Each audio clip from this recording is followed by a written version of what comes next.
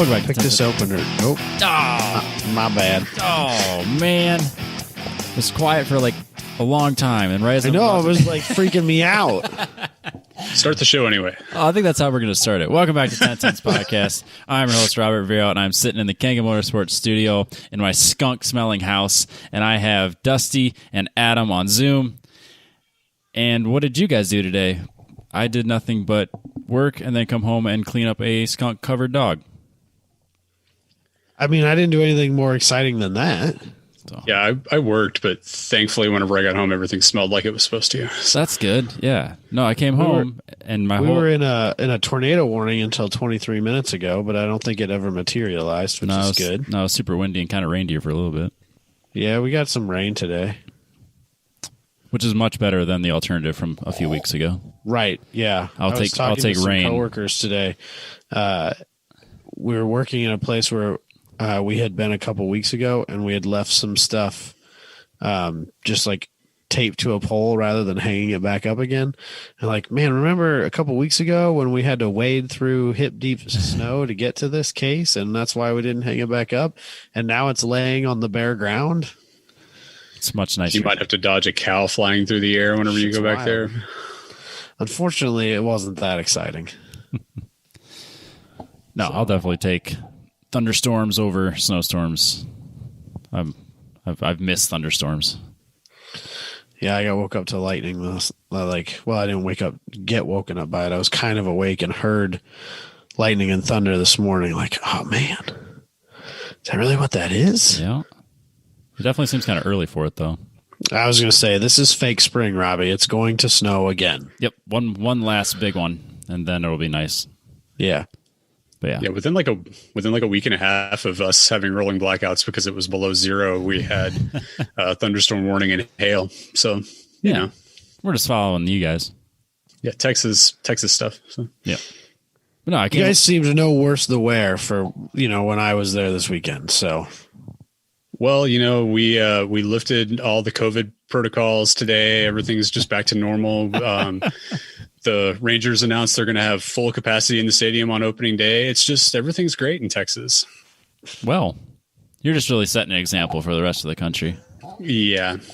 I mean, you can take that however you want to take that example. It's an example. I might put that on our governor. I don't know that I would put it on me personally, but yeah. But anyways, I came home from work today, and my entire neighborhood, I could smell skunk coming up my driveway in my car. I'm like, well, the skunks are back. Didn't really think anything of it. I'm like, well, okay. Came into the house, and it smelled like skunk really bad. Great. And Jess goes, hey, do the dogs kind of smell like skunk? Yeah. The whole thing kind of smells like skunk. Everything smells like skunk. She's like, no, smell Yancey. I'm like, okay. Yeah, he definitely smells like skunk. Yeah, so there was a skunk down by the water, and the dogs chased it. And then now it smells like skunk. So do you think he got sprayed? I'm like, yeah, he got sprayed. Luckily, it was like not a direct hit, so I went to go give him a bath. And of course, this is when I find out that we don't have any shampoo. But I also learned that anytime my wife buys shampoo that she doesn't like, she puts it under the sink in our guest bathroom. So I have like 3 years worth of shampoo that I didn't realize I had. So that's nice. So I used Tresemme on my dog. And he smells good. He doesn't smell like a skunk anymore. So luckily it wasn't a direct hit. And his coat has never looked better. Oh, I use Shimmers and shines. Yeah, I use the horse mane and tail conditioner. So he's got nice flowing hair. I'm sure he appreciates that too. He seems like the dog that would be worried about that sort of thing. Yeah. Well, I mean, in the winter he gets all staticky. I feel bad zapping him with his long hair sticking on end. How often do you have to get that dog groomed? I take a scissors to him about twice a year. Oh, you do it? Oh, yeah. No, we went to a groomer one time, and they charged us like a lot of money. Yeah, I don't even want to talk about it. And they didn't cut a damn thing. Oh, yeah. They're like, I remember this story. We brought him in. They're like, yeah, we'll take care of it. And then I was like, okay. Then we came back, and I was like, yeah, he didn't like it. Okay, that'll be $100. That'll be $80. What do you mean? There's like nothing. It didn't like all the fur that's like really long on his legs and like on his feet that stick way up. Yeah, that didn't even get touched. Apparently, he was like a monster, and they just let it go. Oh, okay, great. I'll just pay you then for nothing. Then I went home and just laid him on his back and just took his scissors to him. And then Jess got all mad because it looked like shit. I'm like, it's a dog. It's shorter than it was. He's a dog. It's fine. It'll grow back. It's fine. He's not getting burrs caught in there anymore. Everything's fine. Yeah. I don't know. I'm not a beautician. I just hack it up until it's kind of shorter, and then I let him go. Robbie only dated beauticians. Yeah, I dated beauticians. You don't really learn anything from that. No, they cut the hair.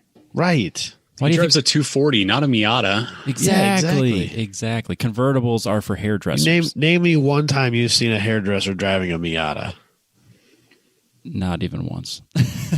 Not even once. No, they either drive as crossover SUVs or way nicer cars than that. They can make a lot of money. Like a lot of money. You can do like that that whole cash thing too. Yes. Yeah, I was shocked when I was in college dating this girl. She was like, yeah, I got a job offer at this place downtown called Salon W where all the senators and shit get their haircut. She's like, yeah, I didn't like the culture though, so I said no. I was like, you're going to make more money as a beautician than I am as an engineer, and you said no? Okay. Now she owns her own business, and she's way, like, probably triple the money I make, but whatever. Yeah. It's crazy. It's crazy how much people will pay to have their hair. It's nice. There's no sense in dwelling on the past, Robbie. You can't I'm not change dwelling. it. You could have been riding that gravy train. No. Ugh. She wanted kids. Fuck that. What a sucker. No, yeah, she's got kids now. Forget that. Yeah, you're probably money ahead. It's fine. Yeah. At least. I got race cars and dogs, man. I'm living the dream. Sorry, I'm telling this to two people with kids. It's fine. We both have race cars in the garage. That's true. As I've said before, if you don't want children, please, for the love of God, don't have them. Agreed. Couldn't agree more. I love my kid, but if you don't want them, don't have them. Yes. So, unfortunately, there's not enough people who take that seriously. We're talking to you, Dalton. It's called birth control. Don't have kids, Dalton. Oh, jeez. And he's not even here to defend himself yet. That's the best It's part. the best time, yeah. I always get nasty text messages from him whenever we shit talk him. Well, then he's not going to like this episode at all. I wasn't there, but I feel like there's going to be a running theme. Nah, there's really not that much. So Yeah, he was kind of tame, Yeah, that sounded all like things considered. it sounded like everything was kind of just fun. Like everyone had a good time down at Super Lap Battle. I think this was our most fun year. It sure felt that way. Like just watching the group text and like the live stream and just like watching. It was like fun. kind of the least interesting time attack this year.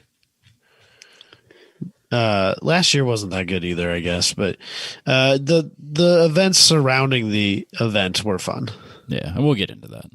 So yeah, should we open her up first? Yeah. As always, God damn it, every time. Sorry, everybody. See, that's how I messed up the show earlier. I was waiting for your.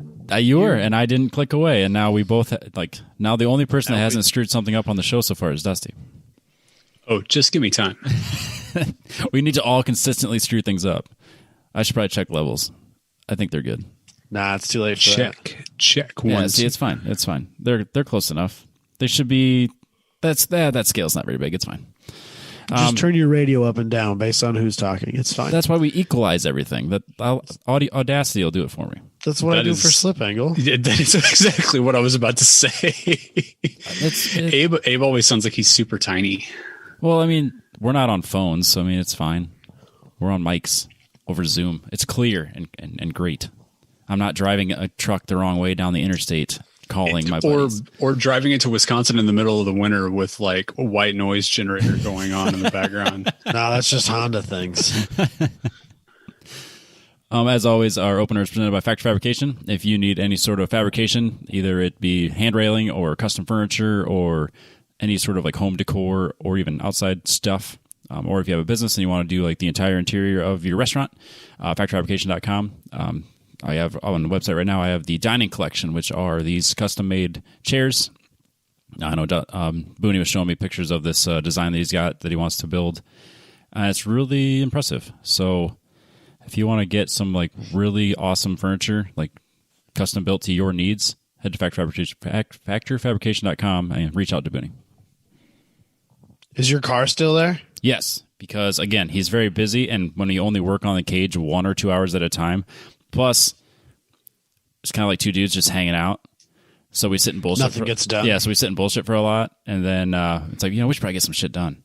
And then we go work on it for a while, and then we changed our mind on how we wanted to do it, because like we were going to do the down bars. They go from the back of the roll bar across and then follow the A-pillar down. And I think I talked about it on the show, but anyways, the A-pillars split out. So like in order to like do that bend, you had to do like an extra bend to make it work.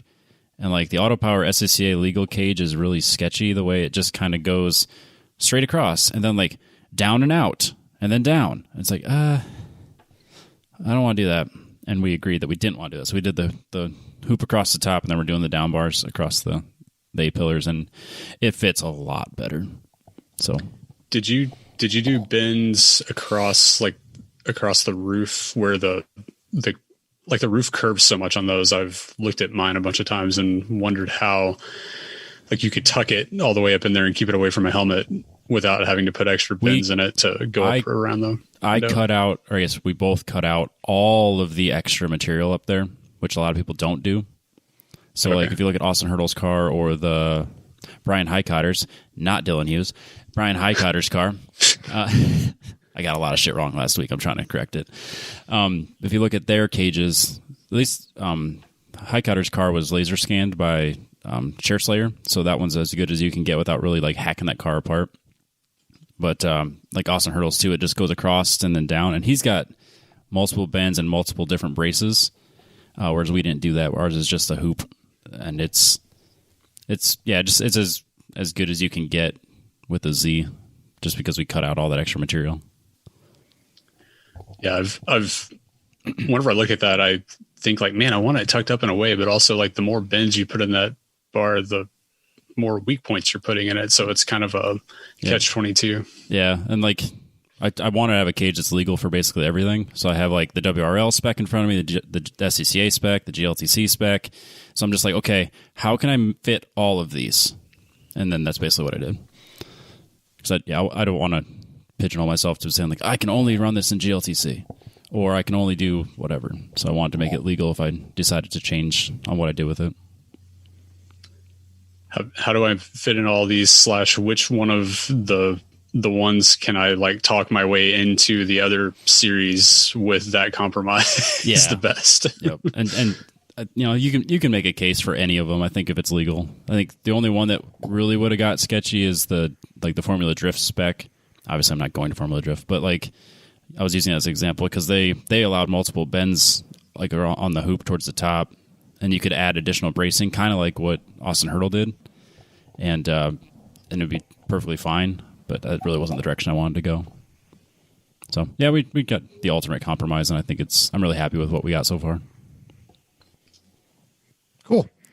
Speaking of race cars, I'm excited to see it.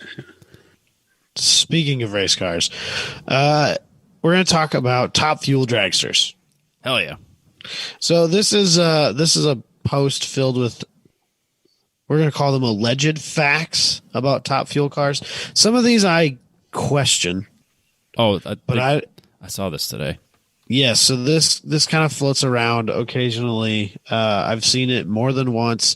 Everyone's probably knows it, but we're going to talk about it anyway. It's fine. Yeah, it's fine. Some of these I might skip because they're not all that interesting. Some of these we'll talk about for a little while. Yeah, like I said, I'm not totally convinced that all of these are 100% true, but that's fine. So they claim, first of all, they say that a Top Fuel dragster makes 10,000 horsepower. My understanding of it is that is an estimation because we don't currently have a dyno capable of doing it. That's always been my understanding, yes. And so it's just like an estimate. Like it would take this much power to move a vehicle that weighs that with the aero that it has with the coefficient of drag that it creates, it would take this much power to move that this far and this speed. It must make this much. So I think that's kind of how they're arriving at that 10,000 horsepower mark. That's also why that's an exact 10,000 number. Right. But I've seen stuff the last couple of years too that they've said anything as high as 11 and 12,000 the last couple of years with how fast they're going in 1,000 feet now, which it's absurd. Nobody really knows until you can actually build something that you can hook it to. Yeah. So based on that 10,000 horsepower number, one Top Fuel dragster's 500 cubic inch motor makes more horsepower than the first 5 rows of the Daytona 500. Take that, NASCAR. Yes. What up with your little NASCAR? tiny engines? Under full throttle, the dragster consumes 1.2 to 1.5 gallons of nitromethane per second. That always blew my mind. Or Yes. like at PRI where they show the fuel injectors and it's just like a fucking garden hose. Yeah, it's insane. Yeah, it's such an insane amount of fuel that everything has to work perfectly from the hit of the throttle. Otherwise, there's so much fuel in there that it just literally puts out the spark.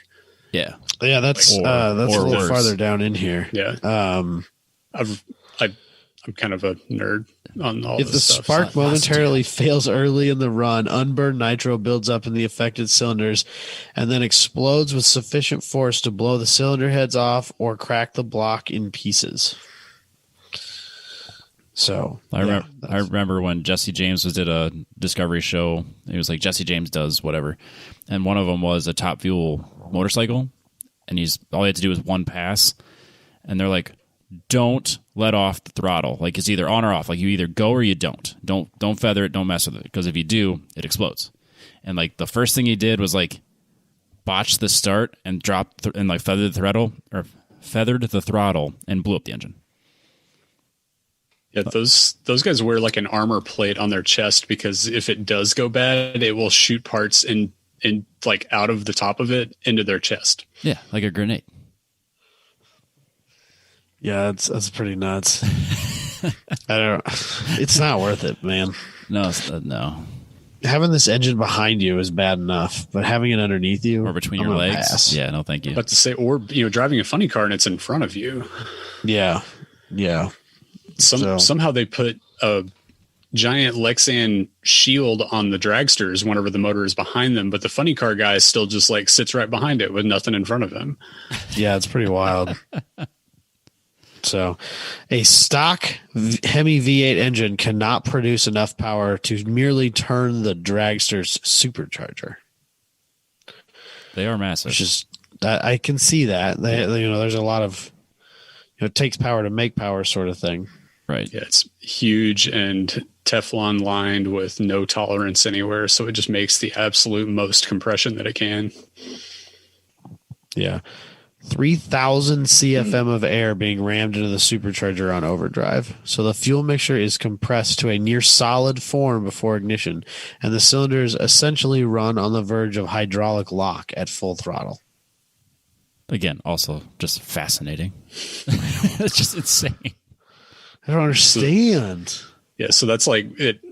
Like the load from the initial application of the throttle has to be perfect. Otherwise, like it either explodes or it just puts the hole out. As they say, you'll see as they go down track, like one header will just be pumping out just raw fuel. And like if you don't bring in the clutch fast enough, it'll bog down and shake the tire. If you bring it in too much, it shakes it, spins the tire and you lose traction and just smoke the tires. The amount of like riding the line and the amount of tuning that they do to make those things do what they do is completely insane. And it's just a science that they've developed over 60 years. Yeah. At the stoichiometric 1.7 to 1 air fuel mixture. 1.7 to 1 is the AFR on these things.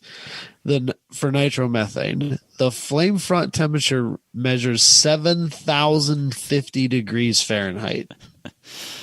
Oh God, you braise things at 1750. 1.7 to 1. That's insane. These numbers don't seem real. Do you think like a regular wideband will even read that? No, it's got to be like special. I don't even know that they do. I know the ones I have don't.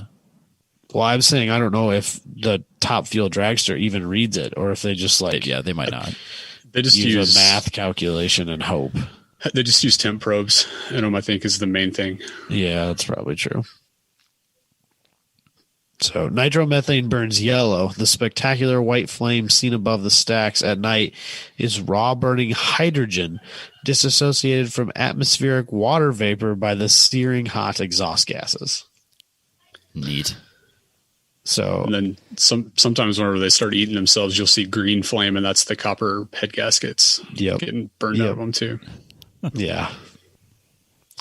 Dual magnetos supply 44 amps to each spark plug. This is the output of an arc welder in each cylinder. Again, insane.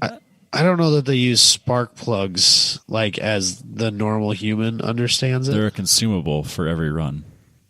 Yeah. So stuff I've seen talks about that the electrode and everything is gone by the time they actually like get 10 feet out, and it's just basically basically a diesel engine by the time it goes. That's the next one. The next one says after spark plug electrodes are totally consumed during a pass, after halfway, the engine is dieseling from compression plus the glow of the exhaust valves at 1400 degrees Fahrenheit, and the engine can only be shut down by cutting the fuel flow. So, jeez, that's wild. That's silly. Let me guess what the next one is. Yeah, so you've been pretty good so far. Yeah, the next one is the one about blowing up the motor if the spark fails. So, and this is the stuff where it gets kind of weird. And I saw somebody earlier that did the math on this. We'll talk about it in a minute. But dragsters reach over 300 miles an hour faster than you can complete reading this sentence. In order to exceed 300 miles an hour in 4.5 seconds, which is mind-boggling, dragsters must accelerate at an average of over 4 Gs. In order to reach 200 mile an hour well before half track, the launch acceleration approaches 8 Gs. So what's the force that people black out at? It's got to be pretty close to that, right?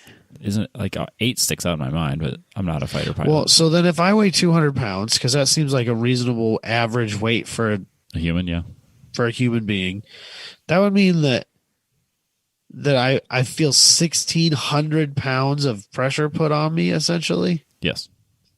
At launch. Yes.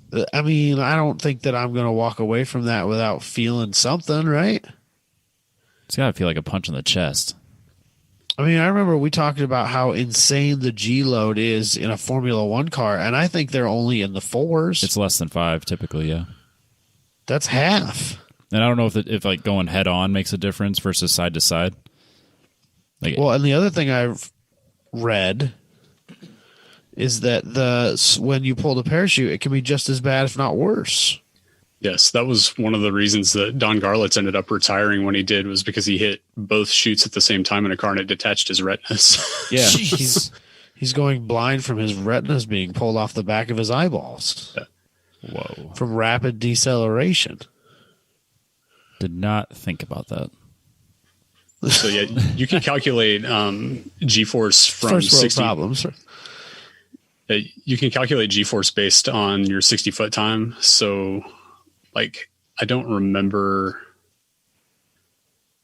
like a 0.86 60-foot time is like what comes to mind. That might still be slow for them, is like 4.5 Gs. So a little farther down here, it says 0 to 100 in 0.8 seconds, and that's the first 60 feet of the run.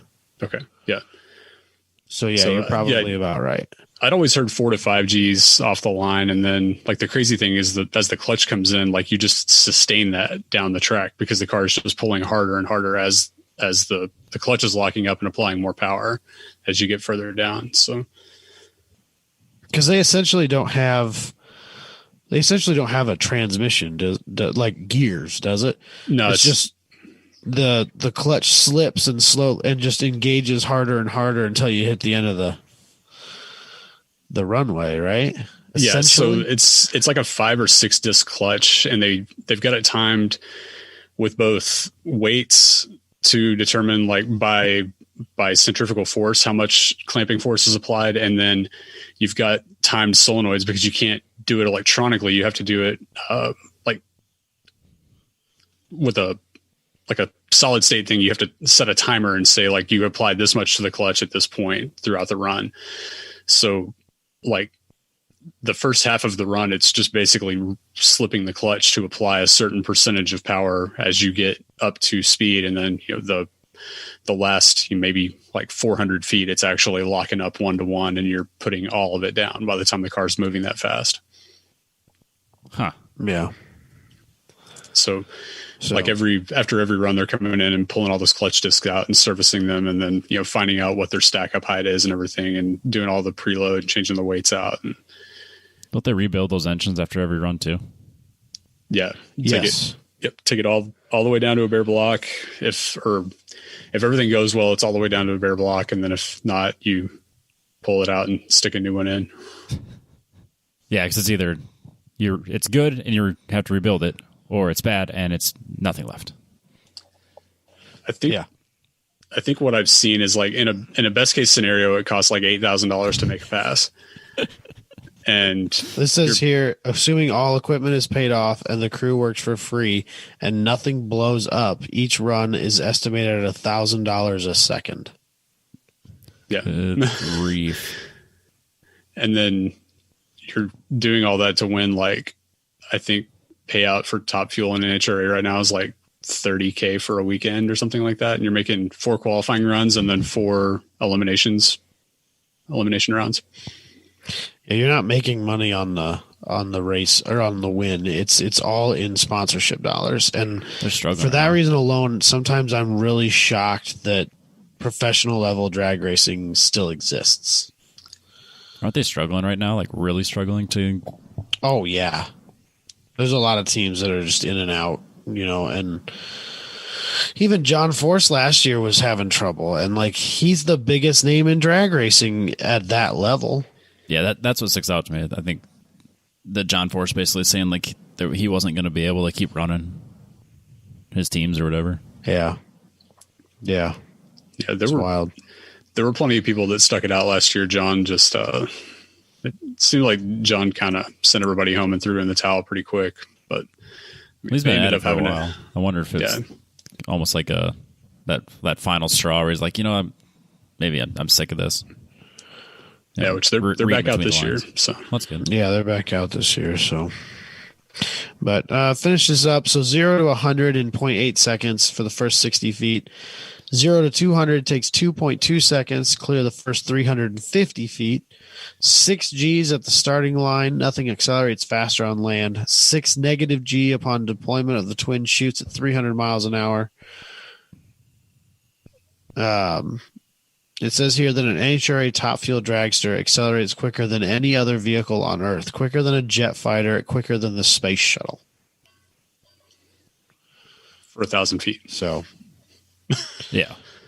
Now they're on 1,000 feet. So this stuff is all written assuming quarter mile, but the current Top Fuel dragster ET record is 4.420 in the quarter mile, set in 2004 by Doug Kalita, and the top speed is 337.58, measured over the last 66 feet of the run, also in 2005 by Tony Schumacher. So put that in perspective, they're running like 330 in 1,000 feet now. They're doing it in 320 less feet and running like 3.5, 3.6 seconds, something like that. They shortened up the racetrack to try and slow the cars down, and they didn't. They just gained them 320 extra feet of slowdown is all it gained them. Yeah. Well, which I guess is good too, right? Yeah, they probably needed it.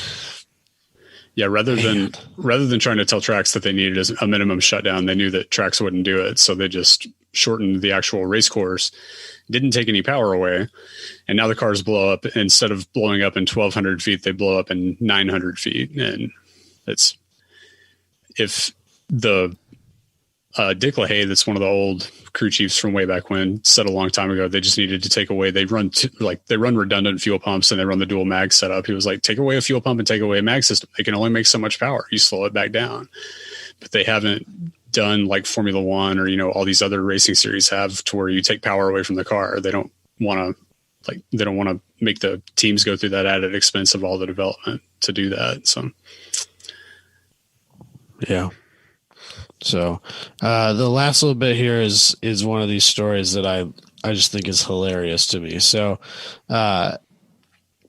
imagine you're driving a Lingenfelter twin turbo Corvette, and you're set up a mile back, or a mile ahead of you is a Top Fuel dragster staged and ready to launch. You have the advantage of a flying start. So imagine as you cross the starting line where the dragster is, you as the same moment that you hit 200 miles an hour. So you're already moving 200 miles an hour when the Top Fuel dragster leaves from a start. Not only will the Top Fuel dragster catch you, but it will pass you and beat you to the end of the quarter mile. I need to see. And I saw somebody do the math earlier, and at 200 miles an hour in 4.42 seconds, you will only cover 0.225 of a mile, which isn't quite enough. So every time I see this pop up, I read it all the way from start to finish because the numbers are mind blowing. None of the facts are new to me. SR-71 story. Yes, I could listen to that every day. That pilot tells you, every time I see it, I'll stop and listen to it. Yep, it's the most amazing story in the world. Yeah, that Skunkworks book about it is engineering pornography. It is so good. Oh, I'm sure. Yeah, it's as far as I'm concerned, it's a must read for any engineering student. It should be required reading. Skunkworks by Ben Rich, and I think I got that one right. But yeah, that's a definite read that you need. Yeah. Dusty, have you ever been to a Top Fuel event? Oh yeah. So up until I was 25, I guess, we went to the Nationals in Ennis every year for at least part of it. And so, yeah, there's anybody that's never been, you say, oh, it's just cars going, but you can't possibly imagine the sensory experience of two Top Fuel cars going down the track. It's the most visceral. You cannot believe that humans could make something that insane. I still need to see it live. It's unlike anything else. So it's staggering. Standing on the fence at the Motorplex, and you got to do it on the spectator side because the fence is a little bit closer there. Standing 100 feet out, it rattles your vision. You can't whenever the cars go by, you're like yeah, it'll blur your vision. You feel it in your chest unlike anything you've ever felt before. I don't know. It's wild. I don't like the. Oh, go ahead. I just can't imagine going to one of these tracks now. I think there's 2 or 3 of them now where they run 4 wide. Yeah, that's what I was just about to say. I hate the concept of it because the racing sucks, but I want to experience it. Right. I can't does it reach a point where it's so loud that you don't notice it's louder? I think that kind of has to be the case at a certain point, but yeah, I'm sure you hit a certain decibel and then it gets next to impossible to keep climbing from there. Yeah, I need to go to Vegas or Charlotte and find out for myself. But yeah. So flights to Vegas are cheap right now. I'm just saying. That's for damn sure. So cheap. Flights most anywhere I think are still pretty cheap. I don't think it's going to last. It wasn't quite. We looked into it. It wasn't quite cheaper enough to fly to Austin this year. Yeah, I think that if you need to go somewhere this year, you should definitely get your tickets now because those prices are not going to stay cheap. No, especially if you're coming to Texas because COVID is over here. So Yeah. Yeah. Totally. It's over. It's gone. No. Just pretend that it doesn't exist, and it won't. Nope. It was weird because it dropped like 96%. And it's steadily climbed about, I think, flight hours are at like 40% of what they were. But based on the feedback I've heard in the last like couple of weeks, based on people that have gone places, it's definitely gone back up. So I expect a busy summer. They're back to full planes. It's not as many planes yet. Yep. Yeah. I mean, I can hear the planes going over my house, 10 times as often as I did this time last year. Maybe a month from now. Robbie's just happy that he's got a job now. Oh, it was stressful for a while there. I know a lot of the upper management was pretty stressed about it just because, you lose 96% of the flight hours. That's pretty dramatic when you're selling fuel nozzles for those planes. Theoretically, we lost exclusively. Theoretically, we lost 96% of our revenue. I mean, it wasn't like you guys don't do anything else. You can't just we'll do this to supplement our income for now. That's not like even an option. No. But luckily it wasn't as bad as it could have been from our business standpoint. Yeah. Well, let's dive into Super Lap Battle 2021. Yes, our topic is brought to you by Petrobox, mypetrobox.com. If you are using our code TenTenths, you get 15% off of your first box or anything that's in the store, which is pretty awesome because I did what E-Man said to do and use the Eagle Grit for like a face wash. Oh, it's good. Exfoliated my skin. Felt great. That sounds terrible. That's too much. It's good. It was a little. You gotta stop talking about that stuff, Robbie. It's sold out. I know, but it's good. It's so good. But you sold it out, Robbie. I got it from. You can't tell people how amazing it is when they can't buy it anyway. But you can get the Grease Monkey gloves for like $15, not counting with the discount code. And I use those every day when I'm over at Booney's working on the cage. And now I need to get new ones because I've used them so much. There's a hole in them. They're great. But yeah, if you want to get a monthly subscription, get your Petrol Pup dog leash, yes, and collar. Yes, that was another thing. I had to wash my Petrol Pup leash, or not leash, the collar because it had skunk on it. But luckily, that cleaned up pretty nice. Because my dogs looked super handsome in their Petrobox collars. So I really appreciated that they sent those in the last box. But yeah, if you want to get wicked awesome car related leashes and collars, go to the store. 15% off. They are a hell of a value because they're only like $15 to $17 for the collar and $13 to $15 for the leash. You couldn't go to Walmart and get some like bland, boring ass one for that price. Plus, you get 15% off. Use our code.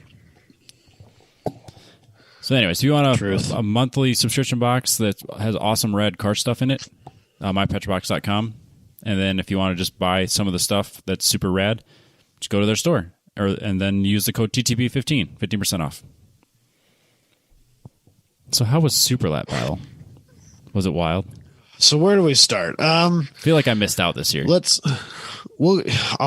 year was a time. So we'll go chronologically, right? That's fair. So as always, Friday morning, I woke up at 3:00 in the morning and jetted down to Omaha.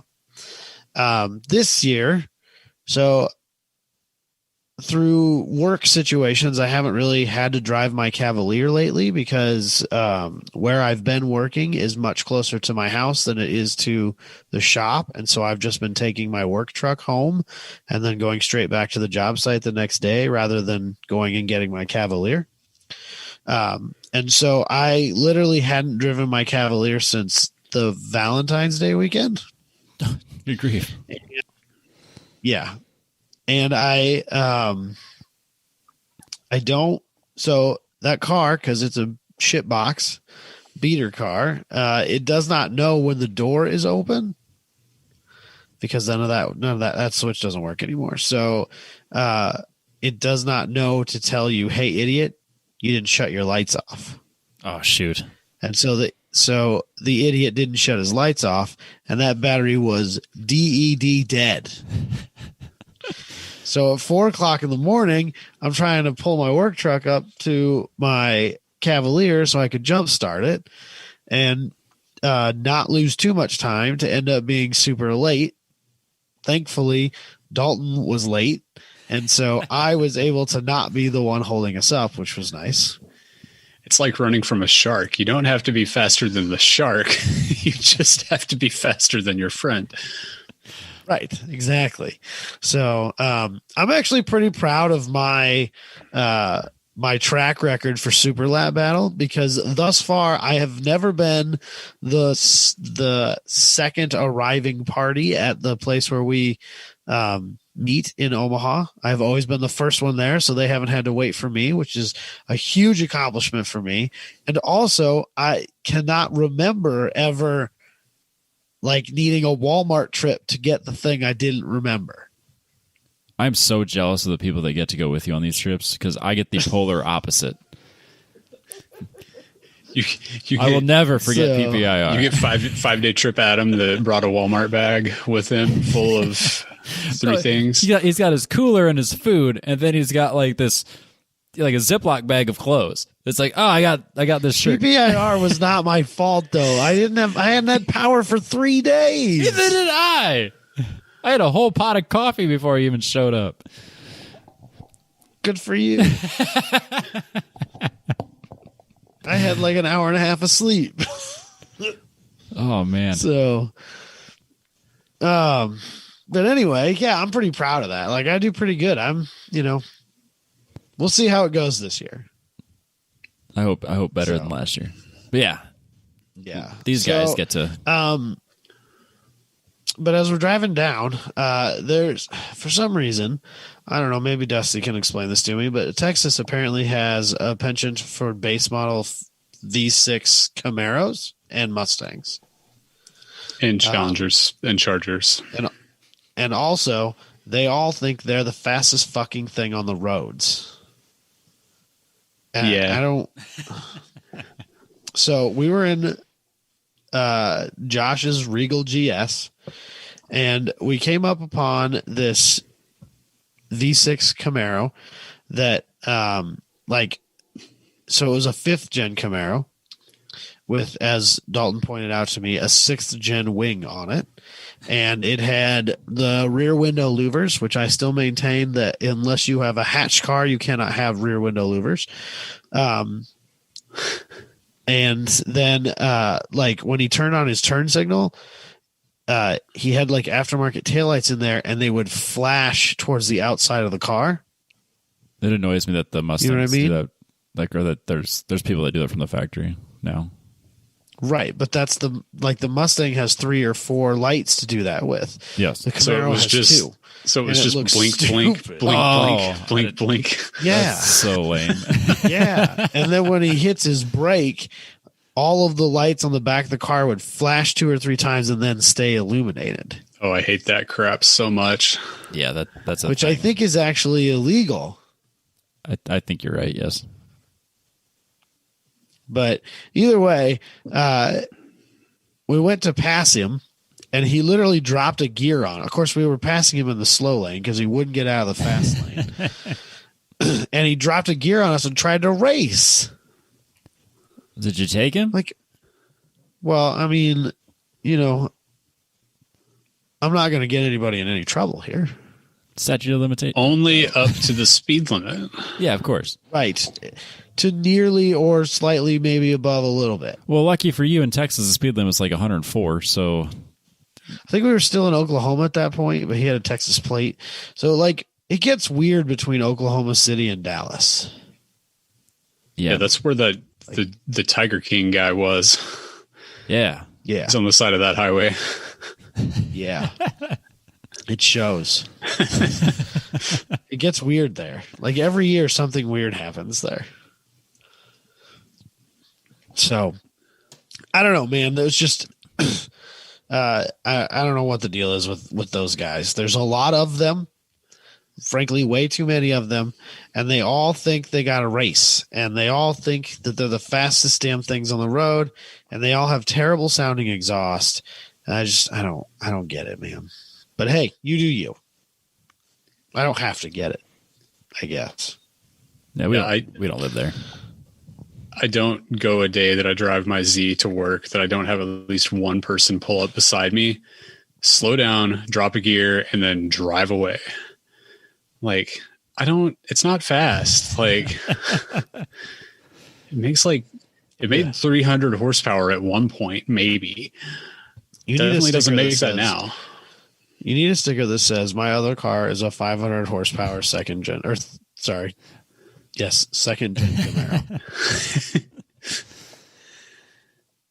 Nah, I don't think I need to advertise that. Fuck it.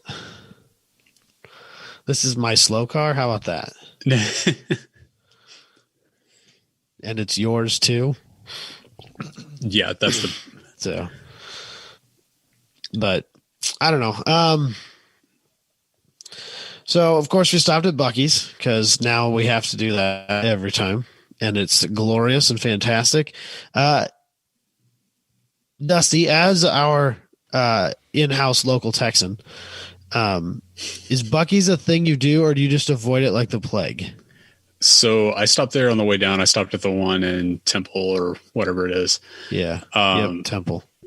Yeah, I hit that one on the way down because it was like it was like 6 o'clock in the morning at that point. There wasn't that many people there. I stopped at it on the way back through, and it was so packed that I drove all the way down the gas pumps. I did not see an open pump. There was people waiting at the pumps. I pulled right the hell back out of there, went across the street to the Sefco and got my gas, went in their sketchy bathroom, and got on the road again. So what Robbie doesn't know about Buc-ee's is that, I don't know, it's got to be about the length of an average Walmart. Yeah, it's not as deep. It's not as deep, but it's the size of but it's about as wide.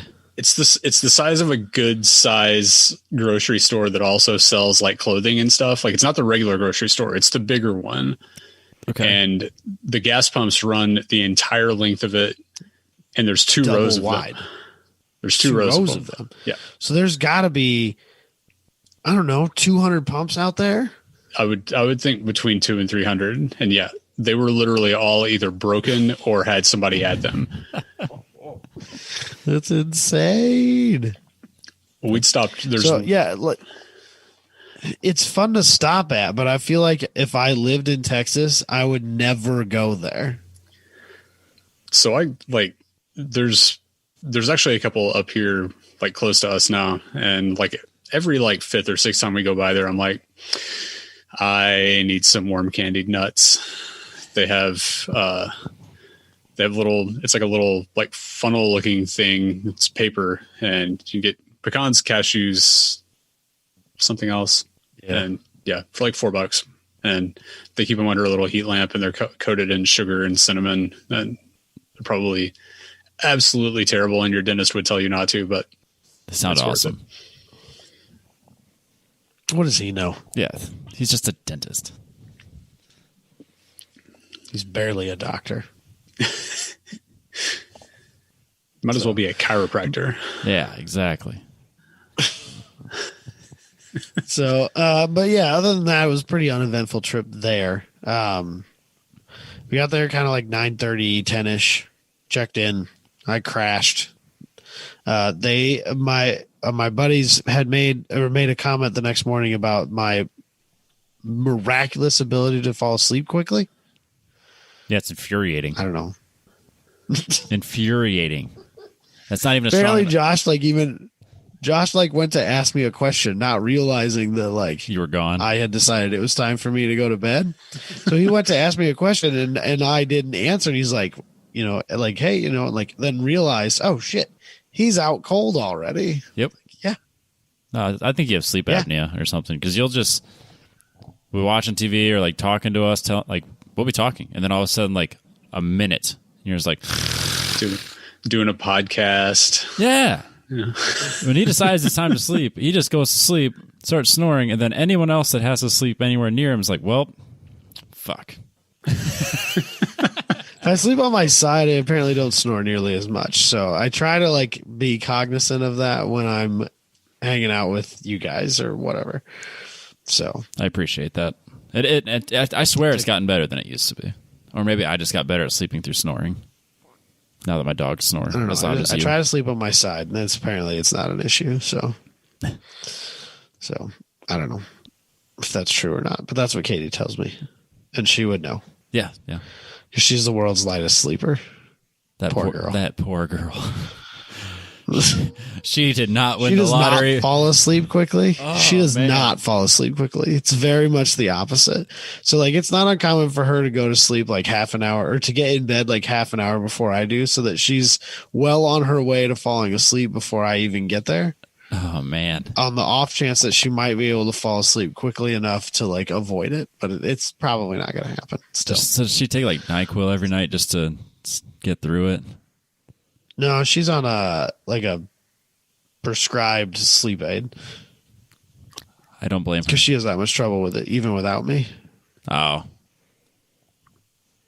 So, but yeah, so then Saturday morning, Dusty apparently decided that he was just going to road trip the whole thing Saturday morning, which obviously for him isn't nearly as big of an ordeal as it is for me. But I think he got up at, Yeah, 3:45. about the same time yeah.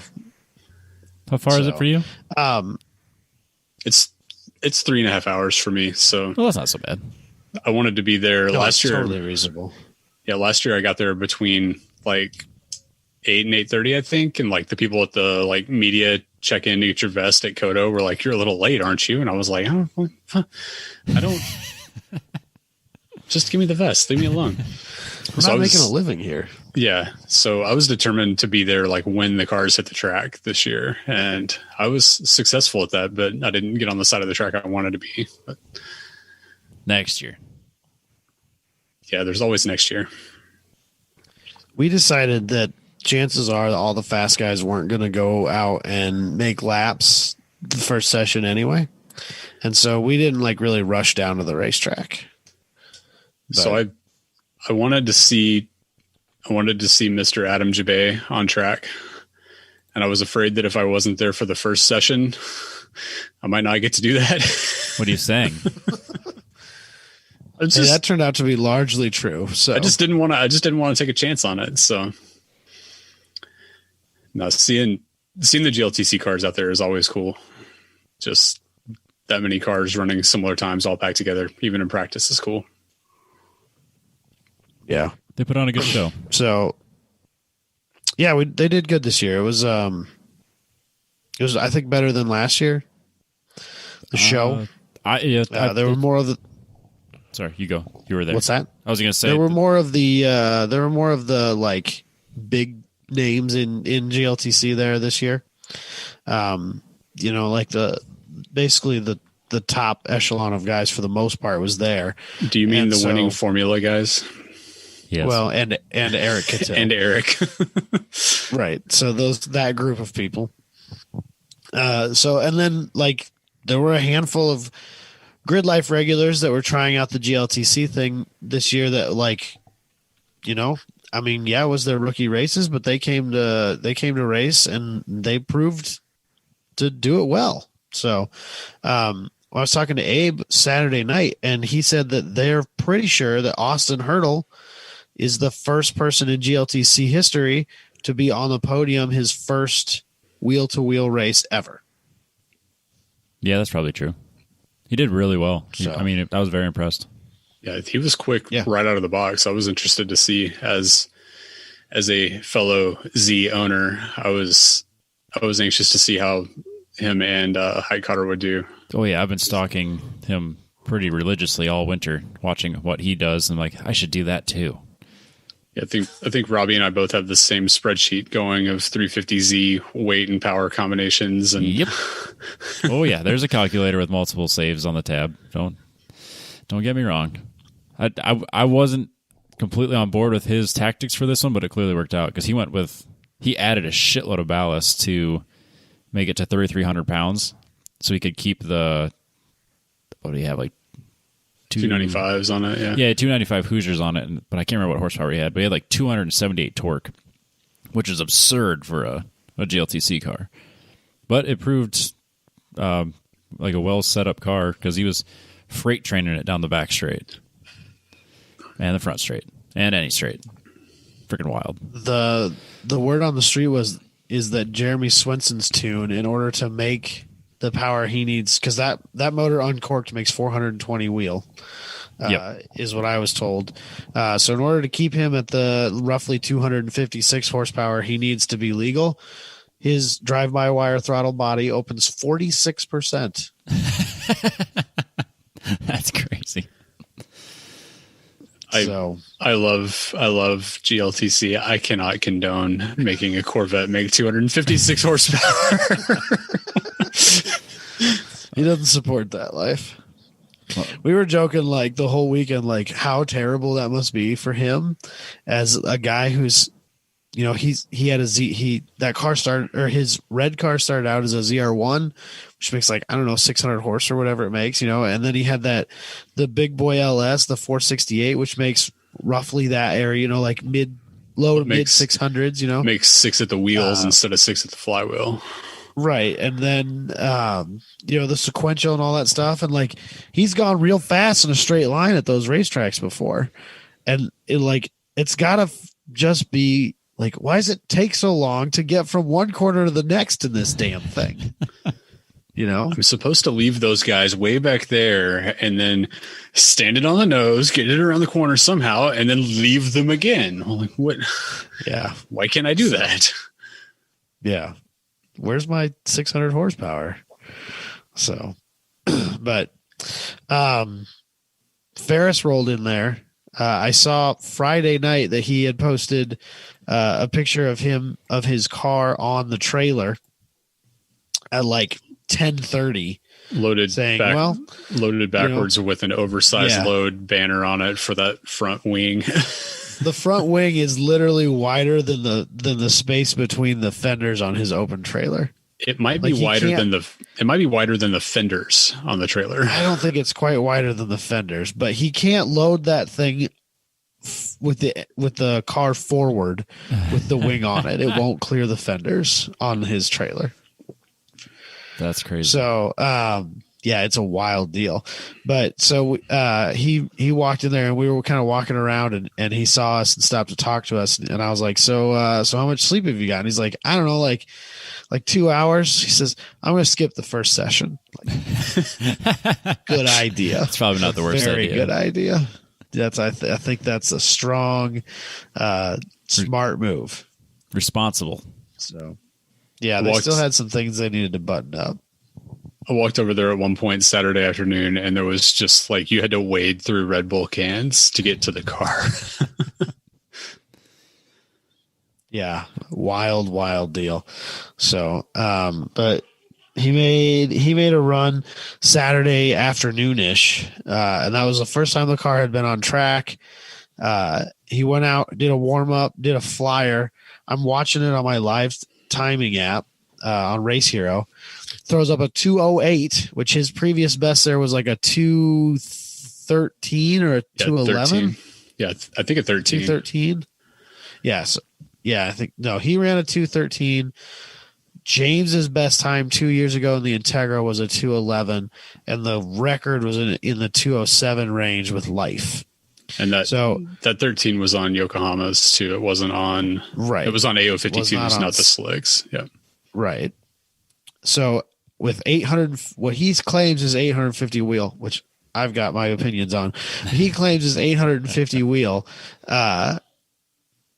He ran a 208 fresh off the trailer. No testing, no just seeing how this thing's going to work. Nothing. Just there it was.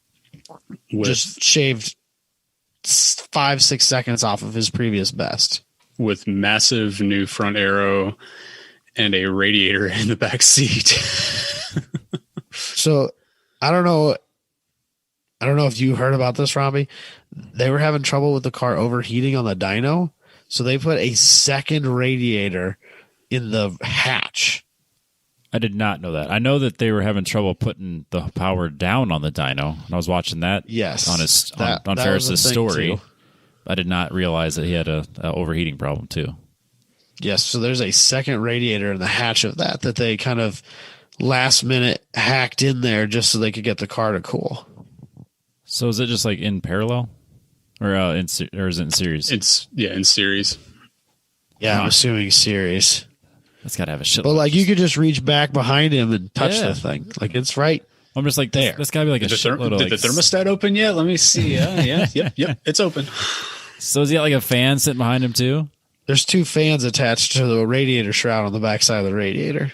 I'm surprised he even ran with back glass or anything like that, or like just. And then they were starting to, like the hatch was starting to, like melt in. And so in order to try and duct heat out of the back hatch, he's got arrow latches on both sides of the hatch. Yep. So he took a socket and some electrical tape and taped it where the factory latch is in the center, and then slammed both sides down for the arrow latches. So it stuck up like almost 2 inches in the middle. Yep. Sent it. Respect. He said at one point he came back around. He was going to let the car cool down for a minute on pit lane and then do another flyer. And after sitting in there for a few minutes, he was like, "No, I think I'm good. I'll get out of here." Yeah, I don't blame him for that. He should call Don. So he claims, yeah, right. He claims that car full tilt makes around 11. And Life claims that their car somewhere around full tilt makes 11. And I have opinions on this because both of those cars are very high profile builds. They're very well documented on their respective social media channels, and you can go and you can see them, all the parts they put in the cars. You can see all the things they've done to them. You can see them working on it. None of them ever post dyno graphs. And that's because I think they're all lying bastards. I remember when Ferris built that motor, or when Ferris had that motor built, it was expressly stated that motor was a 2,000 horsepower capable engine, that it can hold up to 2,000 horsepower reliably. I do remember that. And then the GTR that Life has, that's got a T1 racing development motor in it. And those guys have like multiple 6-second GTRs that come out of that shop that make triple 1,100 horsepower. I just have a really hard time buying it. Now, maybe they don't run them anyhow. Like, I think Ferris never left his low boost setting, and it probably really is 850 horsepower. But I think that full boost is probably not what he claims. But that's fine. Yeah. You keep your secrets, Mr. Secret Man. It still comes back to putting it to the ground, and that, like, yeah, a car in a drag racing situation with a super sticky slick, and in the GTR's case, 4 super sticky slicks on it. Like, you can do a lot more to use that in a quarter mile than you potentially can at, Oh, I'm sure that both those cars have to run some sort of boost by gear setup before it's all said and done. I don't know if it's tuned in yet, but I'm sure it'll be a thing that they'll have to run. Yeah, I know Ferris had that before, so I'm guessing they're probably lining up getting it tuned for the new setup. But I know that he laid down 2 or maybe 3 208s throughout the weekend, and then started having traction control issues. And as soon as he would lay into power, the car would just straight into traction control, and they couldn't do anything about it. And they never, they were fighting it, trying to figure out why it was doing that. And so he never got the chance to turn it up. He never got the chance to really dial it in. We talked to him after he came in off of his first flyer in that like early Saturday afternoon session. And somebody asked him, like, how's the front arrow working? And he's like, oh, it's very stuck. He said the back end just doesn't have any traction anymore.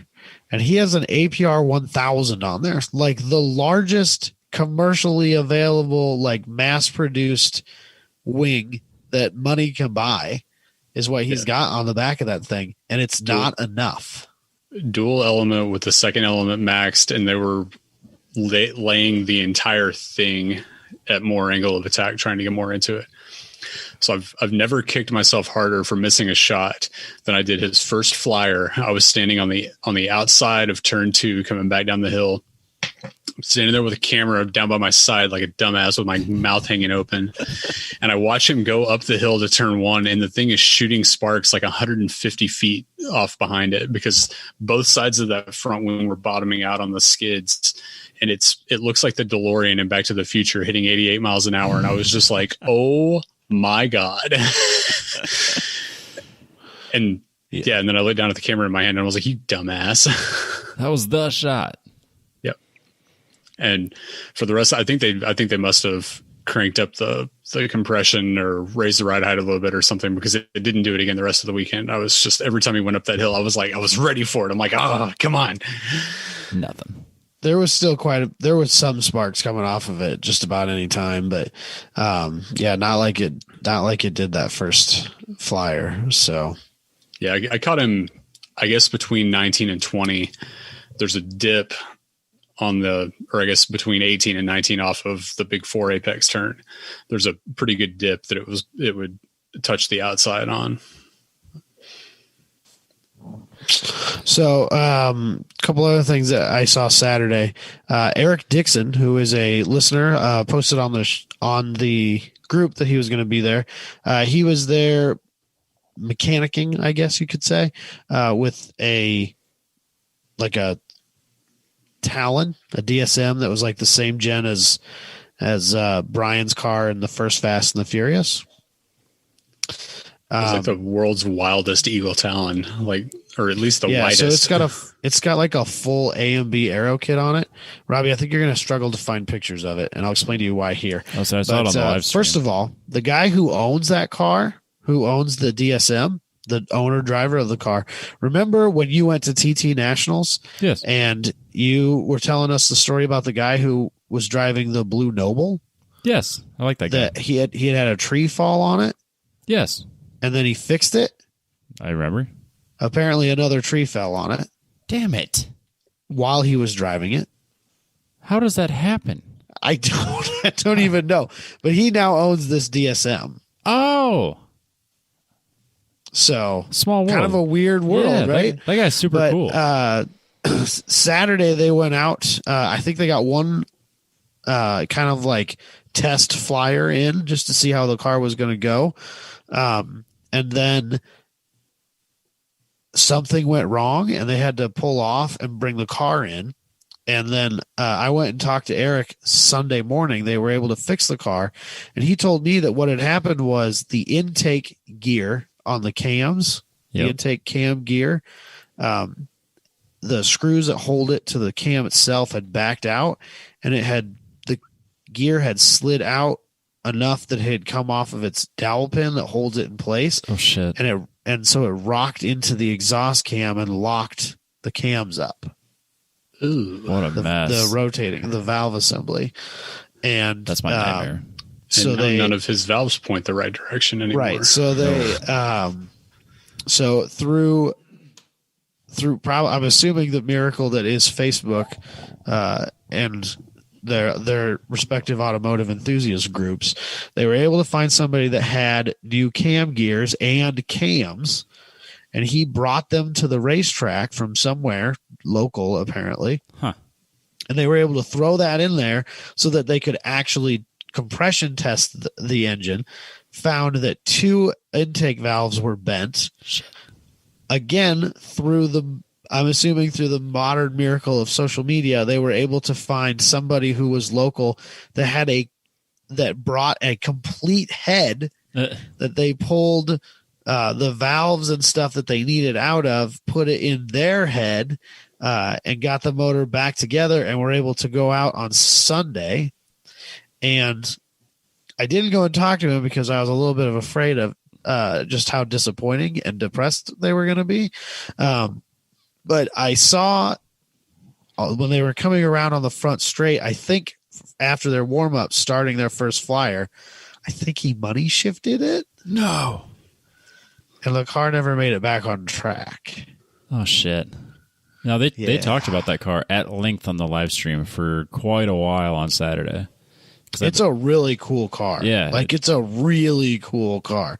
Like I said, it's an Andrew Brilliant aero design, the full package. Yep. It's got a bunch of carbon fiber. It makes some like 600 and some odd horsepower or something like that. Like it's I'm sure when they get it shook down and they get the bad luck that they've got running behind them, that car is going to be a rocket ship. Yeah, for sure. But it was a bum deal. No, that's too bad. That sucks to get there and have that type of luck. Yeah.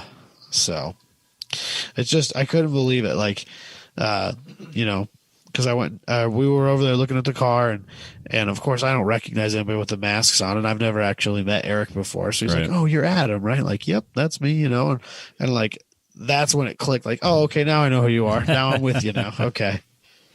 And so then I went back and talked to him, like, and he was telling me the Noble story, and like, "Oh, that's this guy. Maybe racing's not for him." You've had you have a Noble that's had a tree falling on it, not once but twice while you're driving it, and then the cam gear is just like there's.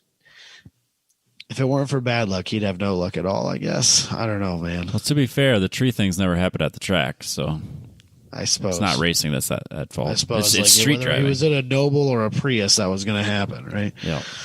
So, but yeah, I don't know. Is there anything else that we need to talk about from Saturday at the races? The live stream was super good. We had it on while I was working on the Porsche in the shop, and basically I just stopped working and then stood over and watched my laptop for the entire races, and then went right back to what I was doing. Yeah. So I appreciate the live stream. Yeah, I think the craziest thing of all of it was the number of spectators that were there both days, and the car show that has always kind of been just oh, hey, there's some cars parked over there. Those guys wanted to pay a little extra to drive into the paddock. Like, the car show actually looked legit. It looked I didn't really packed. spend a lot of time looking at it because the on-track stuff was kind of enthralling enough, but there was some wild stuff over there. I didn't really venture in there too much, but I saw somebody. You know how I feel about rat rods. You love them. Yeah, I love them. They're the greatest things. I think everyone should build one. Somebody had a rat rod that was there. I don't know what it was. Some old car thing, right? Yeah, it was a Model A or some 30s Ford four-door thing. Diesel swapped. Fine, whatever. That seems to be more common now. Yeah, the diesel swap rat rods. Yeah, okay, fine, whatever. He had tracks on the back. Listening. And it was on air ride. That's not. I like. So when he parked, he could lay it out on tracks. On tracks. And while I still think it's dumb, it was kind of cool. Yeah, you had me at tracks, man. It was one of those things, right? Like every fiber of my being wants to not support it, but it's kind of cool. Yeah, I would have enjoyed that. The last 2 years, Saturday morning, I've been on the inside road and shooting the cars as they drive by on the track, and then looking back behind me because there's people pulling into the car show, and it's cool stuff, or wild stuff for one reason or another. And then there's people pulling into the drift paddock, which is also wild in its own way. And I turn around and look and see this thing, and as I'm looking down at it, and I see it's got a giant turbo hanging up off of Cummins, and I see it's got giant wire wheels on the front, and I'm following my way down, and I see the rusted body, or it might have been painted. I didn't look at it that close. And then my eyes just see the tracks. I'm like, oh my God. They're not huge, full length tracks. They're just, the ones that you put at each wheel, right? It's like the ones that Ken Block had on the F-150 in that snow video a few years ago. There you go. So I bet the front was just like a big meaty mud tire.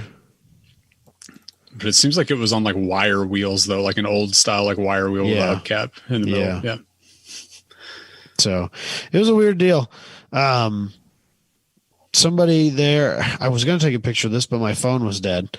Shocking, I know. That somebody had a Pontiac G6 that would like lay out on air, and it was dope. No.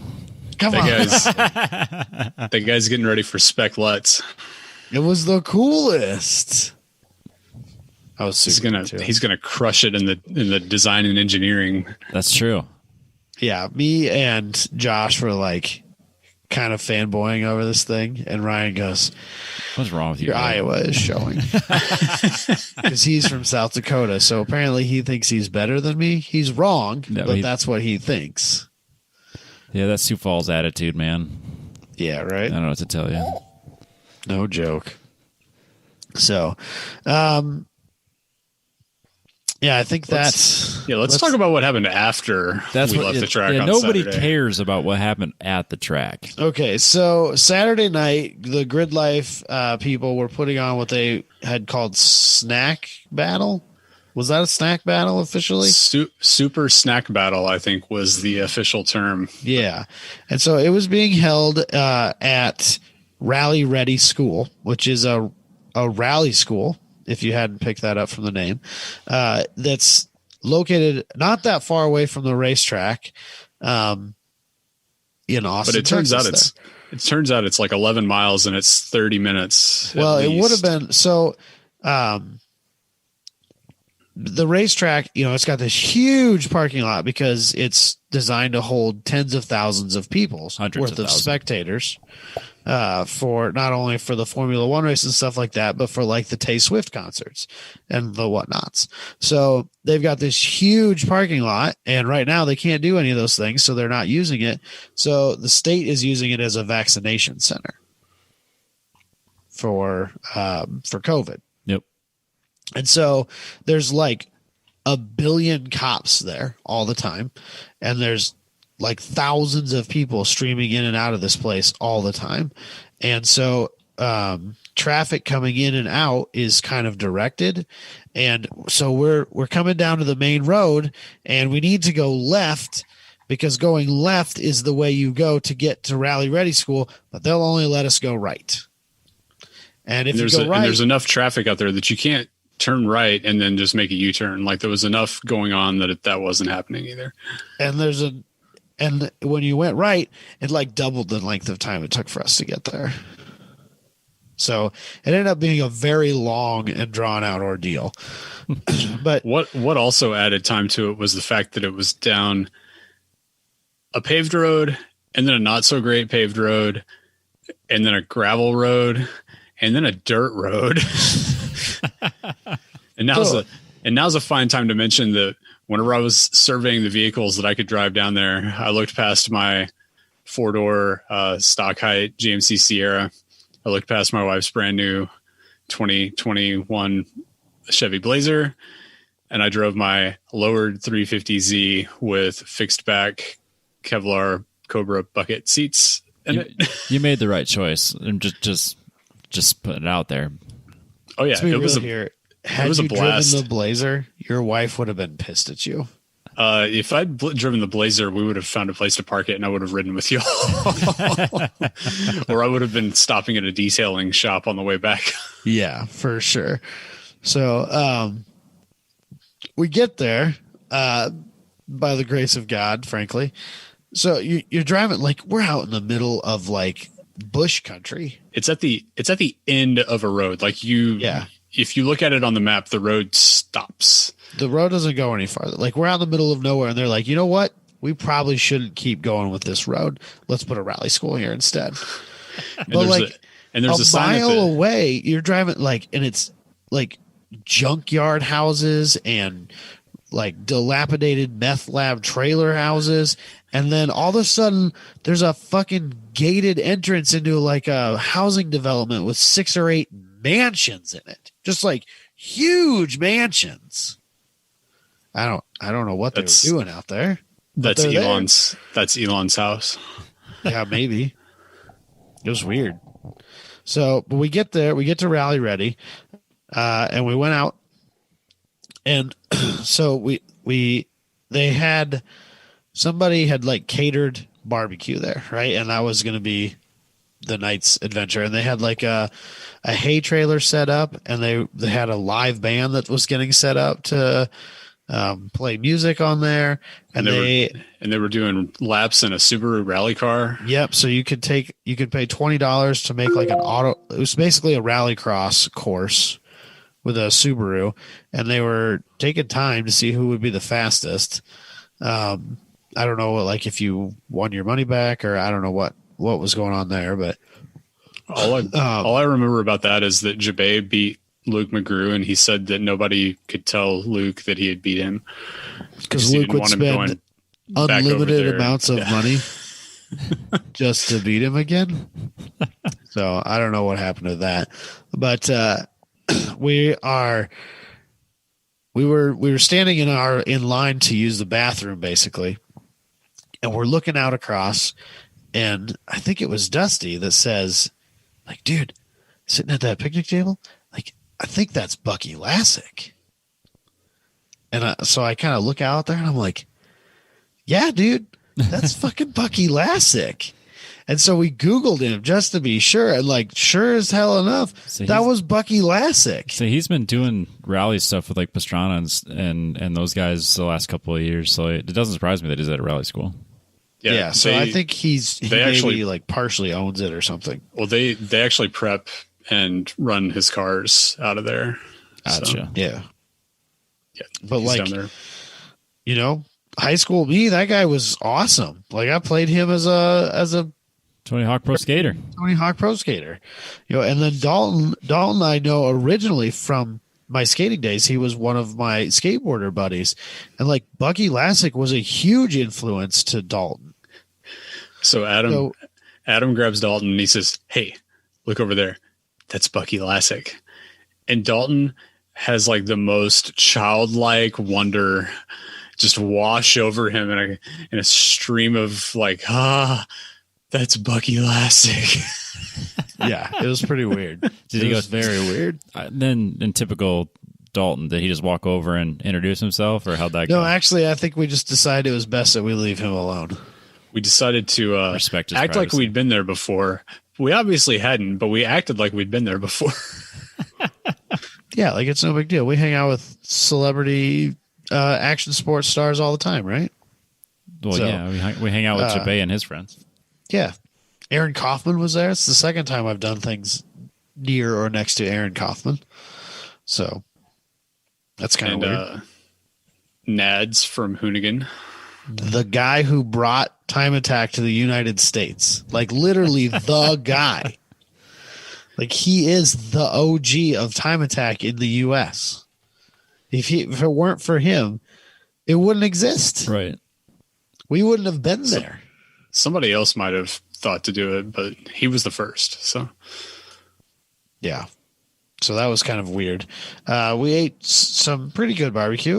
It was not the best I've ever had, but it was definitely not the worst I've ever had, especially because it was free. So that never hurts. It's always good if it's free. It was from Rudy's. It's passable. Yeah, it was good stuff. And then we got invited to go look at rally cars, which of course we obliged. And so we went into this like huge metal building that they had that we estimated being like 80 by 120 probably.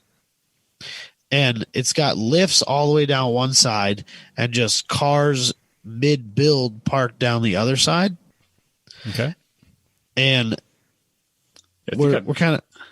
I saw in one of their posts that they have 8 rally builds going right now, and then that 260Z, that green one, was another build that they've taken on recently. Yeah, there's a 260Z with a roll cage and an RB25 in it. Neat. I would do extremely terrible, awful things. It was so cool. Yeah, it was very good. It looked like a very nice car. I saw they have a post about it, and apparently whoever owns its name is Dusty. So I'm just going to try to go down there and be like, "Yep, I'm Dusty. This is my car. I'll just be going now. Thanks." Yeah. So we're in there, we're looking at these cars. There's like a classic Mini, and obviously there's the obligatory grouping of Subarus and I think 2 Evos. There was a Subaru in there where the engine had been pulled out and was on an engine stand in front of it. And inside, someone had written with like paint marker, "Oh, it's you again," on the inside of the bell housing. And that one's an older one. That's like an old like 2.5 RS car. It was super cool. I just thought that was funny. Like, yep, it's me again. I'm back. We're taking this motor out again. What are you going to do? So, but the crazy thing on that one too, I was looking at it with Josh. It was like we were looking at the strut towers and everything, and it's like none of this is factory. Every bit of this is fabricated and like just like finished out, super nice, painted, industrial white. It is seriously impressive looking at those cars up close to see what it takes to make them do what they do on a old busted ass gravel road. You've never seen a cage until you've seen a professionally built WRC cage in a Subaru or an Evo. Yeah, I was drooling over the FIA bars running from the top corner of where the A-pillar meets the roof and the bottom corner of the cage. It's like, that's when you know you're doing man stuff, whenever you got to add another bar in there with the other bars. Yeah, that's extra Lots special of cage. X's. Like everywhere that like your vertical meets with your horizontal hoop, like the top hoop, there was an extra gusset bar that's like 6 or 8 inches long. Right. And then they had a gusseted plate welded in there too. Like everywhere. Yeah. Dude, that cage was insane. Kind of like something you'd put for a Pikes Peak build or something. Yeah. So, but we're kind of hanging out there, just looking at cars, talking to people and whatnot. And then all of a sudden some asshole in a drift car comes in there because his clutch doesn't run or doesn't work. So he's got to rev this thing to the moon just to get it to move. Turns out it's Fielding Shredder of hypercar fame or hyperdrive fame. Yep. I think he's a Texas local, is he not? Yeah, he's from Austin, Houston area. Okay. So yeah, that car made me want to do 2J things. I did not mind that he had to rev it to the moon to make it move because it makes pretty sounds. That's fair. I looked over at Josh after he killed it, and I was like, man, I need a 2J real bad. And he was like, yeah, you do. You do. You're not helping. He's not known for that. Yeah, I've kind of determined that. He's helpful, just not the way you need him to be. Yeah, not always. So, but they put it up on a lift to get to. We were guessing they were trying to change out the clutch. Turns out we were right. They put it up on a lift and they had it up. They had it up in the air for like 30 or 40 minutes at this point already. And they still hadn't had the drive shaft out. And there's like 10 people underneath this car. Like actually working or just like looking at things? No, like there were wrenches. They were holding wrenches up. They were doing things. The drive shaft still wasn't out. I was like, what are they doing? On? They would walk over to the toolbox and grab a handful of tools and then come over. And people were moving the wheels. And there was guys at the rear end, and then they would all walk back over to the toolbox and they would come back and there was guys at the rear end and there was guys moving the wheels for at least 30 minutes. Yeah. And then there was a second group of guys who had like some landscaping lumber, right? Yeah. Like what you trim a garden with around your house. Landscape timber. Yeah. Yeah. And what started out as a circular saw and a tape measure, and we were like, what? Like now we're interested. Like, are they making a drive shaft? Or like, what are they doing here? Right? Like, what's about to happen? Right? So we're like, we're gonna hang out here for a little while, but eventually we gave up because nothing was happening and we left. But I think what they were doing, because we watched them with the tape measure and we watched them cut it, I think that they measured how high in the air the engine was. They were measuring from the Yeah, they were measuring from the oil pan to the floor. Yep. And then they went and they measured the lumber. And so I think what they were doing is trying to make a support for the engine when they had the trans pulled.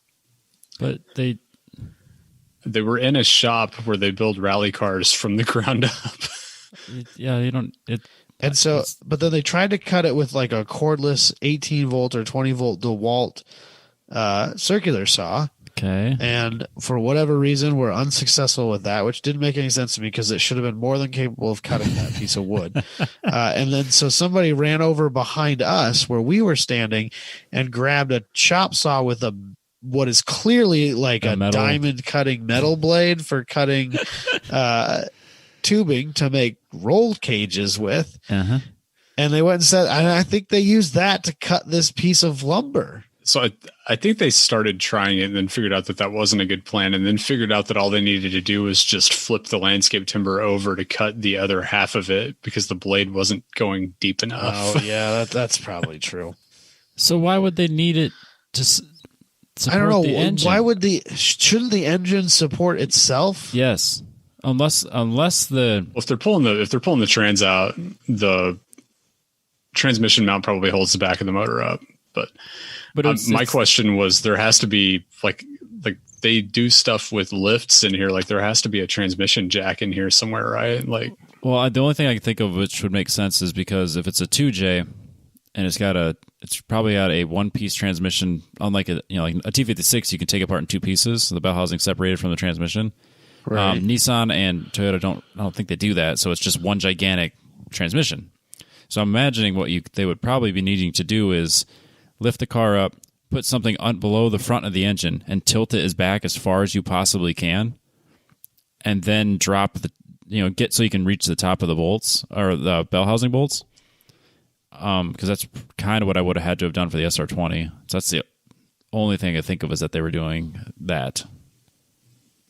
Okay. If there's any other explanation we gave beyond, up. Like at first, we were dedicated to seeing this through to the end, but it was taking so long to do anything that we gave up and left. I have an idea. You guys should book Fielding Shredder and ask him what was going on there. I'm sure there's a great story, and we're just missing like one key piece. But he was out ripping on Sunday, so they got it whatever they done did somehow. Yeah, he was out ripping in downtown Austin later that night, I think, because he was in the picture with Larry Chin. They did another one of their street sharking with drift cars endeavors. Looked like that night. So it seems to be Larry Chin's new favorite thing. I don't blame him. It looks really fun. It looks like a good time. But it's like for sure his favorite thing to do now. Anytime he goes to like an event like this, he goes street sharking. I spent and not the Russian kind of street sharking. Yeah, that's like spent like 7 hours in a car over the weekend that was kind of sort of qualifies for that. So yeah, I can see why. Yeah. So then Adam Jabay invited us back to where they were staying for to record a podcast because he wanted to record with us. And what he told us at the time was that he was staying in a mansion. And we're like, okay, elaborate, please. And so I guess there were like 14 or 15 of them. Yeah, so we were like, you flew here in a private jet, and now you want to flaunt your mansion at us, sir? Yeah. They flew there in a jet that was like somehow related to Papa John. I think it was like owned by his ex-wife or something like that. But for the sake of the story, it's Papa John's private jet. Yeah, exactly. Yeah, that's all that matters. But it doesn't have a pizza oven inside. So lame. No, which I was really disappointed in. But so the Grid Life crew, there was like 12 to 15 of them. And rather than booking enough hotel rooms, which would have cost an arm and a leg, they Airbnb'd like this huge mansion for $700 a night. And this thing has like a ballroom, which was like, I don't know, probably 60 by 80 or maybe even bigger than that. 2 stories tall, just like this huge open expanse of a room. And then out back, there was an outdoor kitchen with like a smoker and a grill.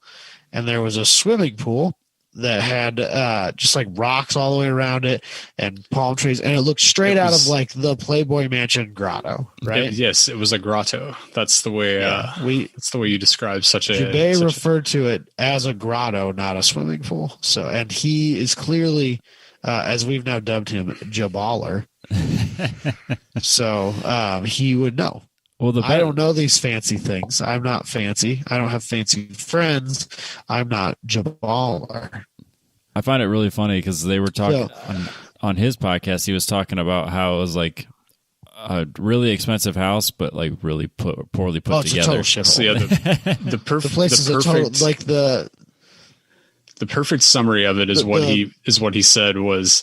It's like if you wanted to build a 10,000 square foot house, but you only had a 3,000 square foot budget.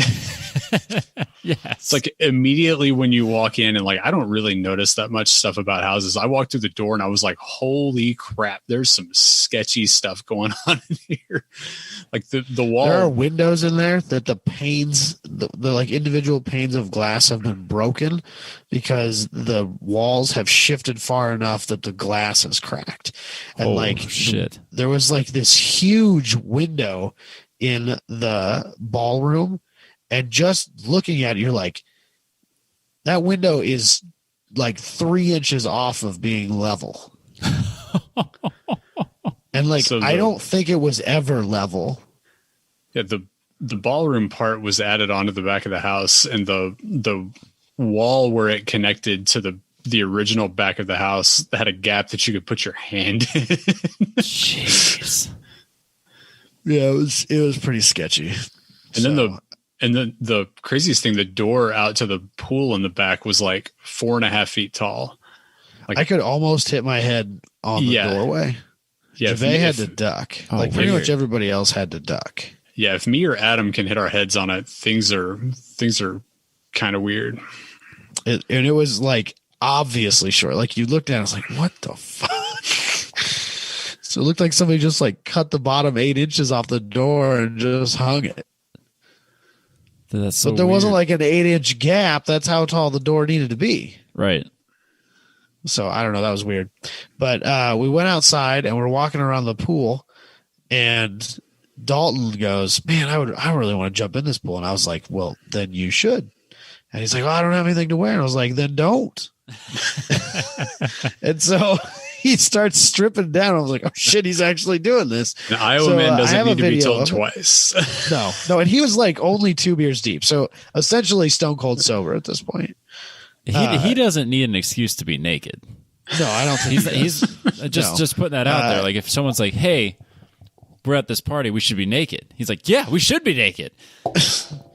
I've been told, remember the dicks out for Harambe thing?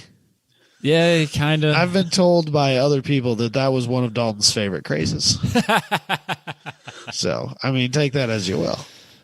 Oh, God. But Dalton strips down to his nothings and just jumps into the pool. There's 20 people there. And dude, he didn't check the temperature, because it was warm-ish outside, but it was not like 80 degrees out. But he didn't check the temperature of the pool. He didn't check anything. He just jumped right in. God, you gotta respect that. Just mad respect. Yeah, I'm Saturday night. I'm sitting at home and I just get a video. Fucking Dalton strips naked and just full frontal Dalton jumping into a pool. You know what? That is what I needed on my Saturday night. Absolutely, man. We needed to let you know what you were missing out on. I was definitely missing out. I text Katie and I said, Dalton just stripped down naked and jumped in a pool. And she goes, he did what? I said, I've got a video if I need to send it to you. She's like, nope, that's fine. I'm good. Like, okay. I mean, you're lost, really. Oh, God. So then the rest of the weekend we spent making fun of him about like, dude, it's not that cold in Texas. It's never that cold in Texas. He said it was chilly out there, but don't let him lie to you. It's doubly funny because saying that because not only is it funny to make fun of Dalton, but also it was really cold in Texas just a few weeks ago. And so it's extra funny to say, dude, it's never that cold in Texas. No, it's always warm there. Fact. So, there is no doubt in my mind that the primary renter of that house are porn production studios. For sure. Like it's the giant 3/4 empty mansion you see in every porno. For sure. Complete with the pool. Yeah. The pool, the exercise room, the ballroom, weirdly decorated kitchen that no one clearly uses on a regular basis. The piano in the dining room. Tom O'Gorman played the Jurassic Park theme song on the piano in the dining room. God, that's so good. So, and I feel like I would be doing a disservice if I didn't mention the fact that there is a wonderful story that everyone needs to go and listen to on Slip Angle's Patreon. Yes. I don't know. We've kind of said that we'd never go there on this show. We kind of that's it's kind of a topic, and it's a story. It's a glimpse, but we went there on their Patreon by their request, and it's absolutely worth the $5. I promise you. It's a glimpse into the deepest, darkest spaces of Iowa. Yeah. So the Iowa Man Patreon Slip Angle show, which I don't know when it's coming out. Yeah, whatever it costs is worth it. Sounds like the Adam Debay. You'll never laugh that hard. Don't listen to it at work or with children. Yeah, don't. Yeah, by yourself. Definitely not with children. Treat it like the Pornhub podcast and just quietly listen by yourself, and don't tell everybody what you're listening to. Make sure that you don't. To it, like on a plane, you will look like a crazy person because you will be rolling in the aisle, crying, laughing. God, such a good story. I promise you, it is such a good story. It's the best story. I've heard it multiple times, and I'm probably going to still pay to download it again. I heard it twice on funny. I heard it twice on Saturday, and I can't wait to pay money to hear it again. Oh God! Oh, I love a lot of people near the food trucks at COTA got to hear it for free. Same with the people at PPIR, because he told it there too. But at PPIR it was still playing out. It hadn't completely played out. Yeah, it's played out now. So at the track, he's saying this, and Abe is just like completely intrigued. He's like, "I'm sorry, what? Is this real? This can't be real." Yeah, like, no, dude, it's real. It's 100% real. I swear to you. So it's always something, man. It's always something. Yeah, the Iowa Man. We were there till like I don't know 12:30, and then decided it was time for us to leave. So, but yeah, it was a good time. It's a cool place. So Sunday, a little more GLTC action. We missed the first GLTC race, just like Robbie did on the live stream. Oh, so disappointed. We missed the standing start. I wanted to see that so bad. They used the Formula One lights for a standing start. And Adam found out Saturday when he got when he went out for qualifying that his engine was pretty much on its way out. Significant amounts of blow by. He was filling up a catch can in a lap, no problem. Overflowing a catch can in a lap. And it appeared to be from crankcase pressurization. And without doing a compression test, he's fairly certain that he broke a ringland or something like that in there, because that motor at one point had seen somewhere between 450 and 500 wheel horsepower and has been sitting on a shelf for the better part of 10 years.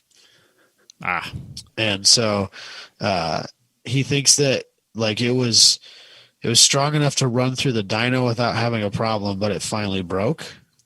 It sounded like on Slip Angle 2, he was talking about there was potentially some oiling issues with the way that motor mounts in that car versus what it originally came in, which I have no idea what it was. But it sits at a different angle. It's an Accord motor. Yeah, so it's an Accord motor, and it's laid over significantly more than it is in his car.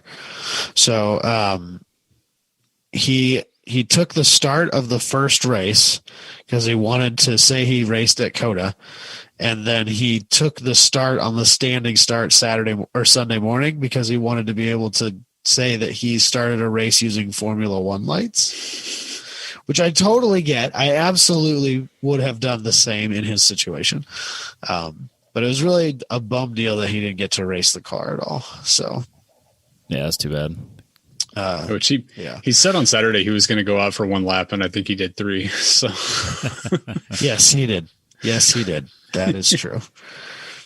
So, where they had a yellow come out, and that's when he decided, I'll pack it in. Nobody was happier for the yellow flag to come out than Derek Yarborough, who was getting to drive a Lamborghini. Oh, that's right. He was getting to pace car with JB's Performante. So it was kind of funny to watch the pace laps with this, this high-end Lamborghini Huracan Performante pacing a bunch of Miatas, Civics, and clapped out to S2000s, and one Porsche Cayman.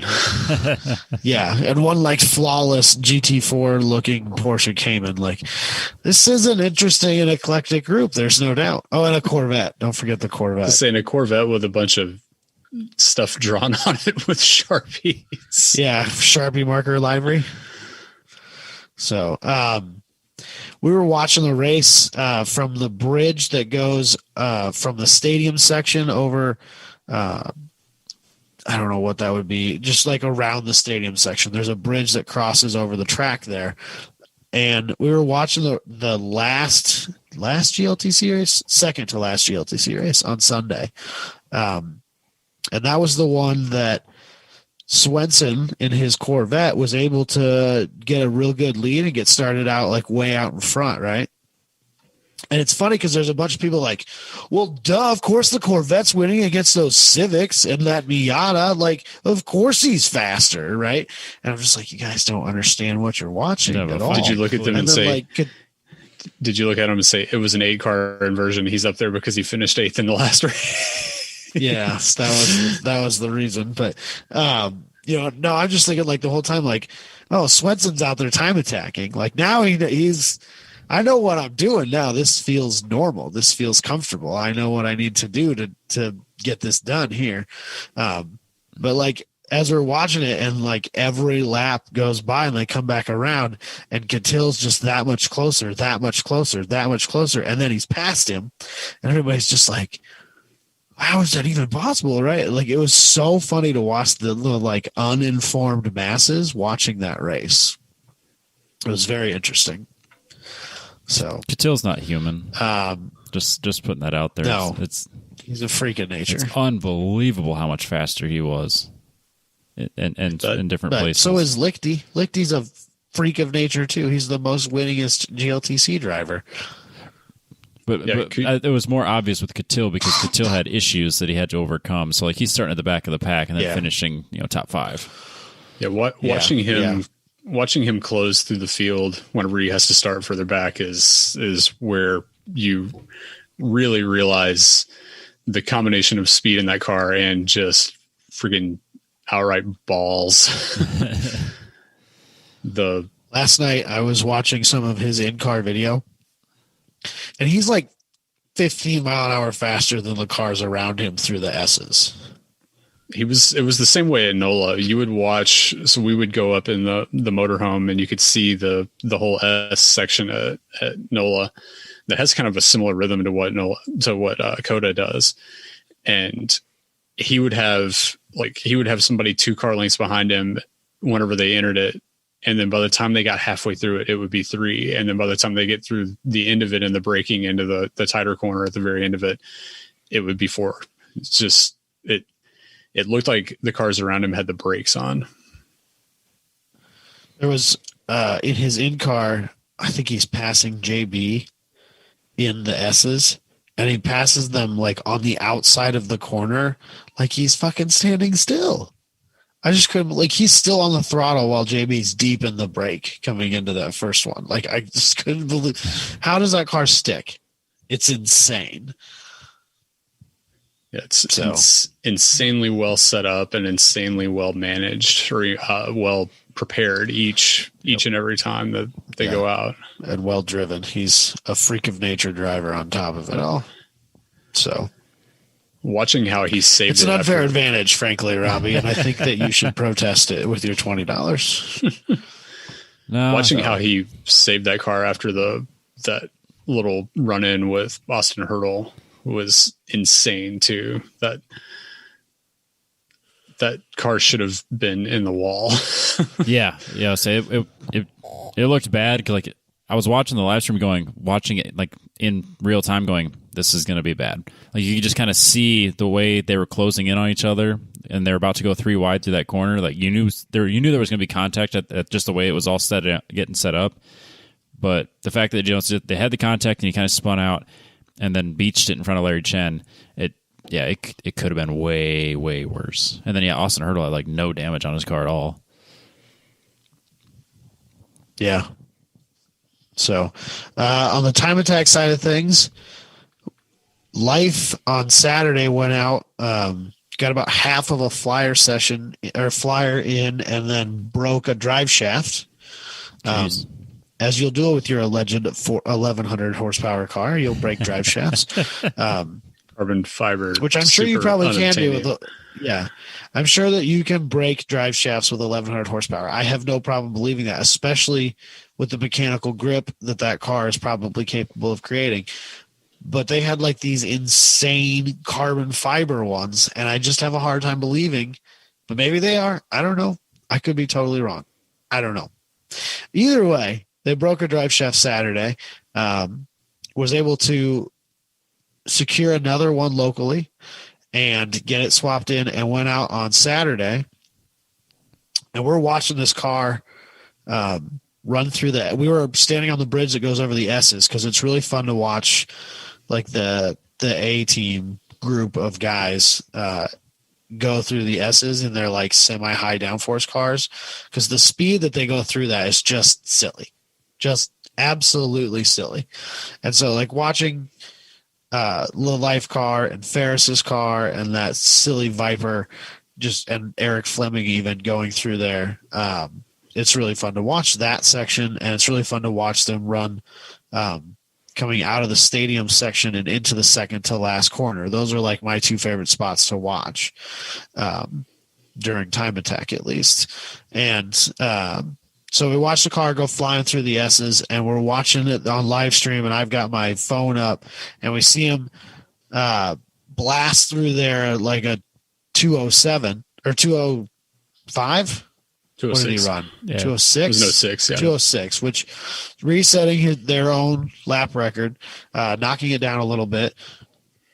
Awesome thing. But then we never see him come up the hill into one. So, like, okay, well, what happened? Did they run out of gas or, like, something stupid, And we're watching the live stream, and it turns out they broke a drive shaft coming out of the last corner again. And he coasted across the finish line and still reset that lap record. Holy shit. It's not a ton of space from the exit of the last corner to the timing loop. It's not a ton of distance, but I'll bet you he lost at least a second worth of time right there. Yeah, for sure. He literally coasted to a new lap record. And that was also the one complete lap they did all weekend. So only every other time lap that they did the entire weekend. Yeah, every other time that car came out, he would push it through a couple corners, and it would be sputtering and popping, and he would just coast it back in. It was crazy to put down the time like that on literally the only lap of the weekend that they got.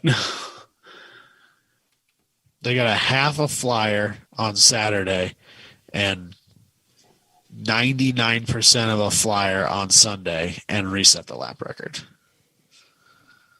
Insane. So, yeah, it'd be crazy how fast that thing can do when everything's set up right and functioning.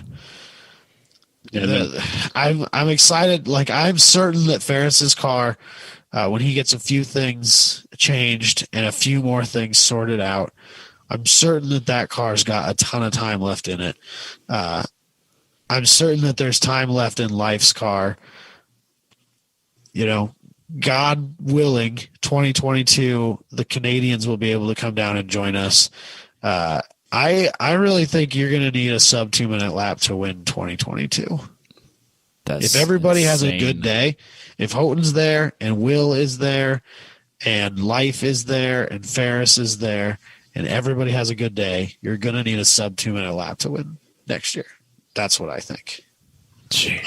I hope that, like, if we can have a good, like, 3 or 4 way battle for an unlimited like that, and it can be something where it draws a big spectator crowd like it did this year again. Like, I would love to see it start to get some momentum and, you know, start to become more of an international kind of thing. Like, I think is what the overall goal is for it, you know? Oh yeah. I think it's supposed to be America's World Time Attack. Yep. And I think if you get it to where you've got a couple of, you know, big crazy cars like Life and James with the new improved version of the Integra and all that, like, that'd be cool. Will's car is going to be similar, but undoubtedly improved.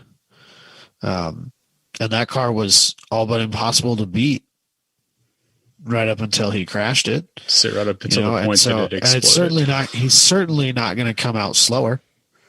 You know what I mean? Right. So yeah, I think it's going to be really cool to watch. It'll be really interesting. It doesn't seem like Life is all that interested in running the GTR at like the bigger Grid Life events. And I can kind of see, like, I wouldn't take that car to PPIR either. No. I totally get it. I would love to see that car do a Gingerman lap. I hope that this becomes a big enough thing that maybe some of the other heavy hitters that are a little bit more budget limited might start to consider taking this seriously. Like, I would love to see Professional Awesome out there with their Evo. There's some track mod and street mod cars that I think would do well there. Although like Super K, the crazy S2000 with the DCT, the way that Global Time Attack's rules are written, that car's an unlimited car. Because the rule is if it has an H pattern shifter in it from the factory, it has to retain an H pattern shifter in it for any class short of unlimited. So he's stuck where he is. Meanwhile, Amir and his absolutely mental NSX, which is a similar car in build, he's good because he has an H pattern dog box, so he can run in street for Global Time Attack. But because he has a dog box, he can't run in street mod for Grid Life. So there's a couple of these cars where it's like, man, they're so close, but they're not quite there. And I would love to see these cars battle it out, but one group or the other is going to have to give before that would ever happen, which is a real bum deal. Yeah. So at one point on Saturday night, Nad said something to Jabay about debating the philosophy of Time Attack, and I thought we were going to have like a popcorn-worthy discussion, and then I think they both saw something shiny and went their separate ways, and I didn't get to see it. That would have been the greatest moment of my life. I was like, oh man, here we go. Watching like probably two of the most influential people in Time Attack in America arguing about who is more right about how Time Attack should be done would have been like the best day of my life. Yeah. It was whenever we picked up and went over to the hangar to look at all the cars. And like, I think, I don't know if they got distracted, but yeah, I was waiting for it. We talked to Abe for like 2 hours about, builds that we think could break certain Grid Life classes if someone just had the budget and ambition to build them. And he's like, yeah, you guys are probably right, but until someone builds them, I'm not going to make rules against them. Like, if no one's going to do it, I'm not going to, like, all right, I mean, you're not wrong, but. Then you got chastised by Jabay for talking for 2 hours without a microphone in front of you. I don't think he wanted that conversation on a mic. Just pointing out all the There's a lot lines of that. between the rules. I'm sure I am by no means some sort of rules expert, and I'm sure there's lots of people who have seen some of these things before, but at least one of the things that we brought up to Abe hadn't even quite realized. So there are definitely loopholes in the classing on multiple classes that if somebody was willing, and they wouldn't even be that expensive, if somebody was really seriously willing to go after it, you could do. So yeah, go read the rule book and figure out where the holes are. Hit me up. I would love to be a crew chief for someone who has a much larger budget than I. For a nominal weekly consulting fee, Adam is your guy. Absolutely. You're probably going to end up in some obscure GM product you're going to fucking hate, but it's fine. Hey, if you're Grand winning, Am is a fine car. hey, if you're winning, it really doesn't matter what car you're in. That's the spirit, Robbie.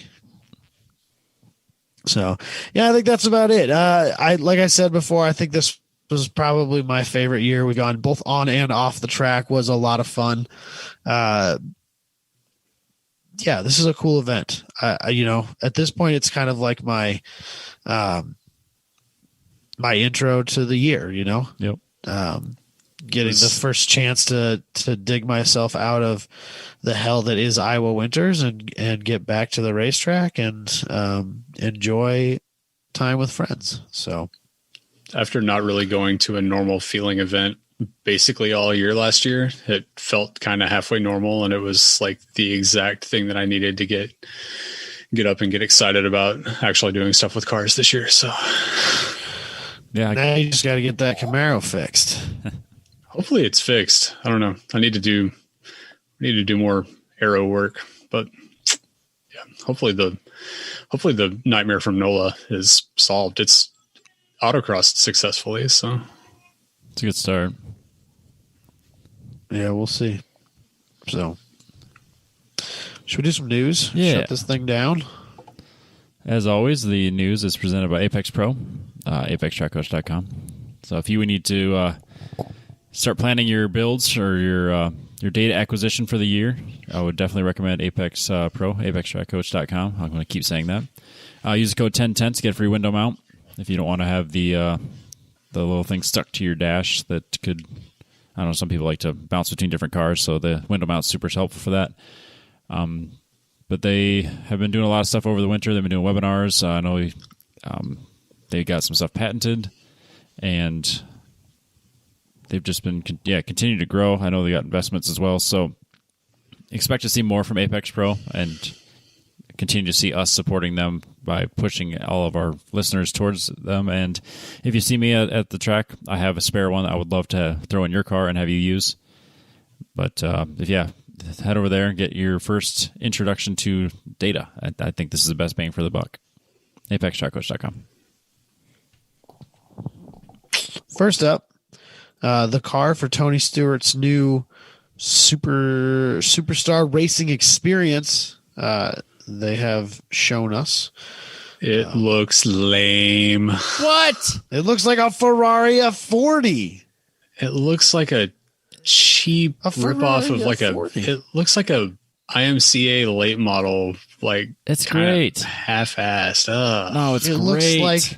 It looks like a Pontiac Fiero that someone made look like a Ferrari F40. I was gonna say an IROC Camaro that looks like a Ferrari F40, but yeah, I'll give you that. I think it's cool. I can't believe you're poo-pooing this. Yeah, Dusty, what's your problem, man? It looks so lame. Like the renders look cool. Even I'm in on this one.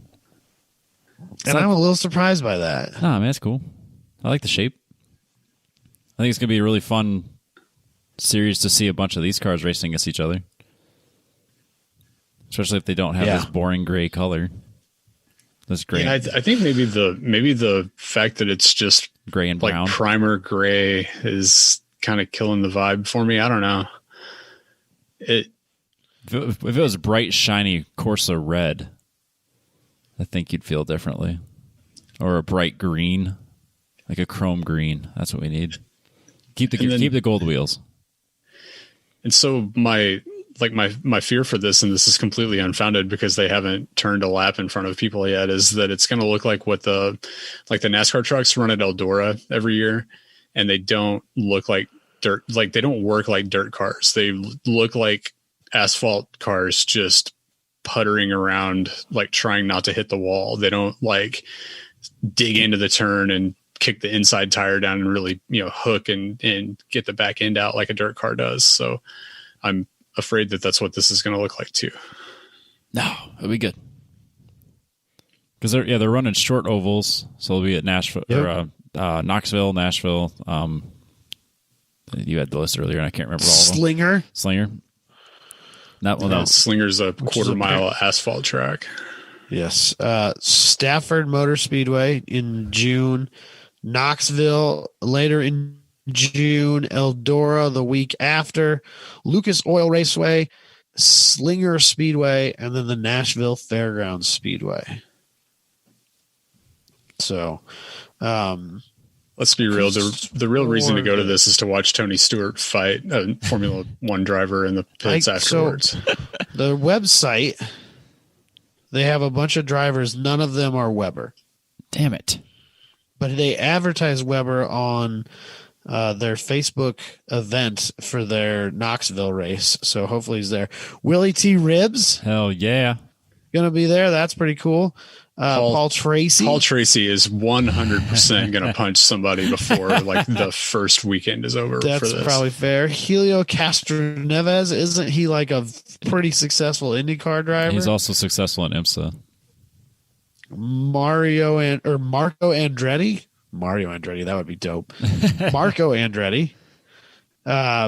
So Tony Kanaan, Willie T. Ribbs, Tony Stewart, Paul Tracy, Helio Castroneves, Bobby Labonte, Bill Elliott, both big NASCAR names. Ernie Francis Jr., no idea who he is. Michael Waltrip, another big NASCAR name. So it's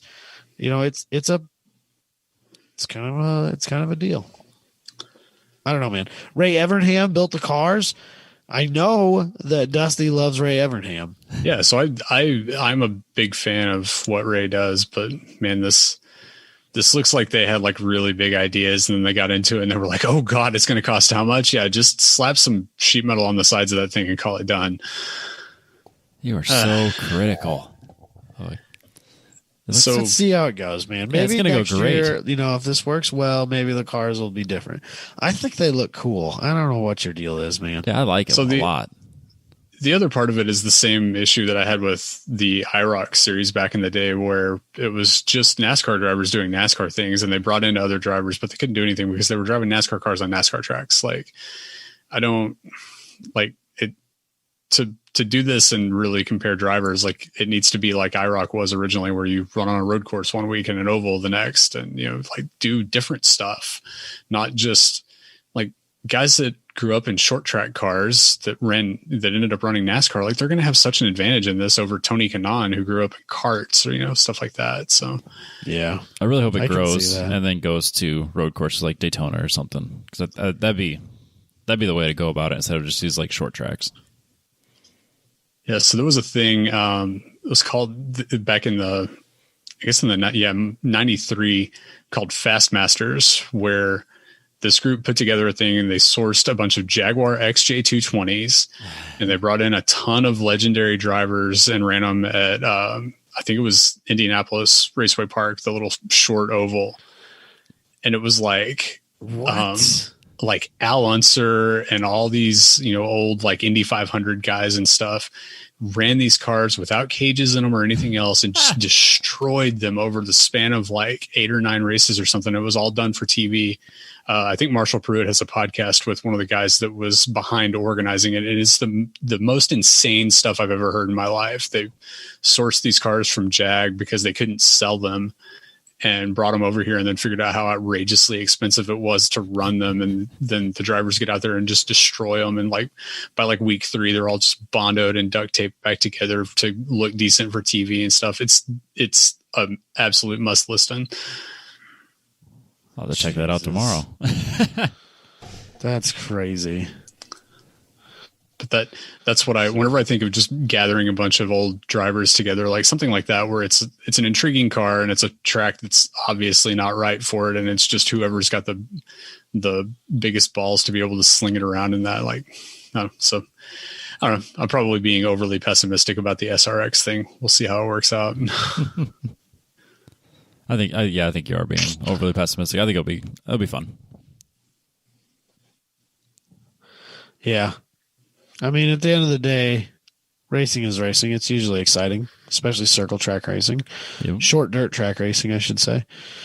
So it'll be all right. And Paul Tracy is going to get in a fight with somebody. There's no doubt. Paul Tracy and Tony Stewart slugging it out is going to be the best thing that I've ever seen in my life. That's a heavyweight fight by the WBC standards, I think. Oh yeah, absolutely. Yeah, absolutely. So then, like, I feel like Willie T. Ribs is going to just join in for funsies. Yeah, why not? You know, just maybe throw a punch in each direction and then just kind of bow out. Like, all right, I've had my fun.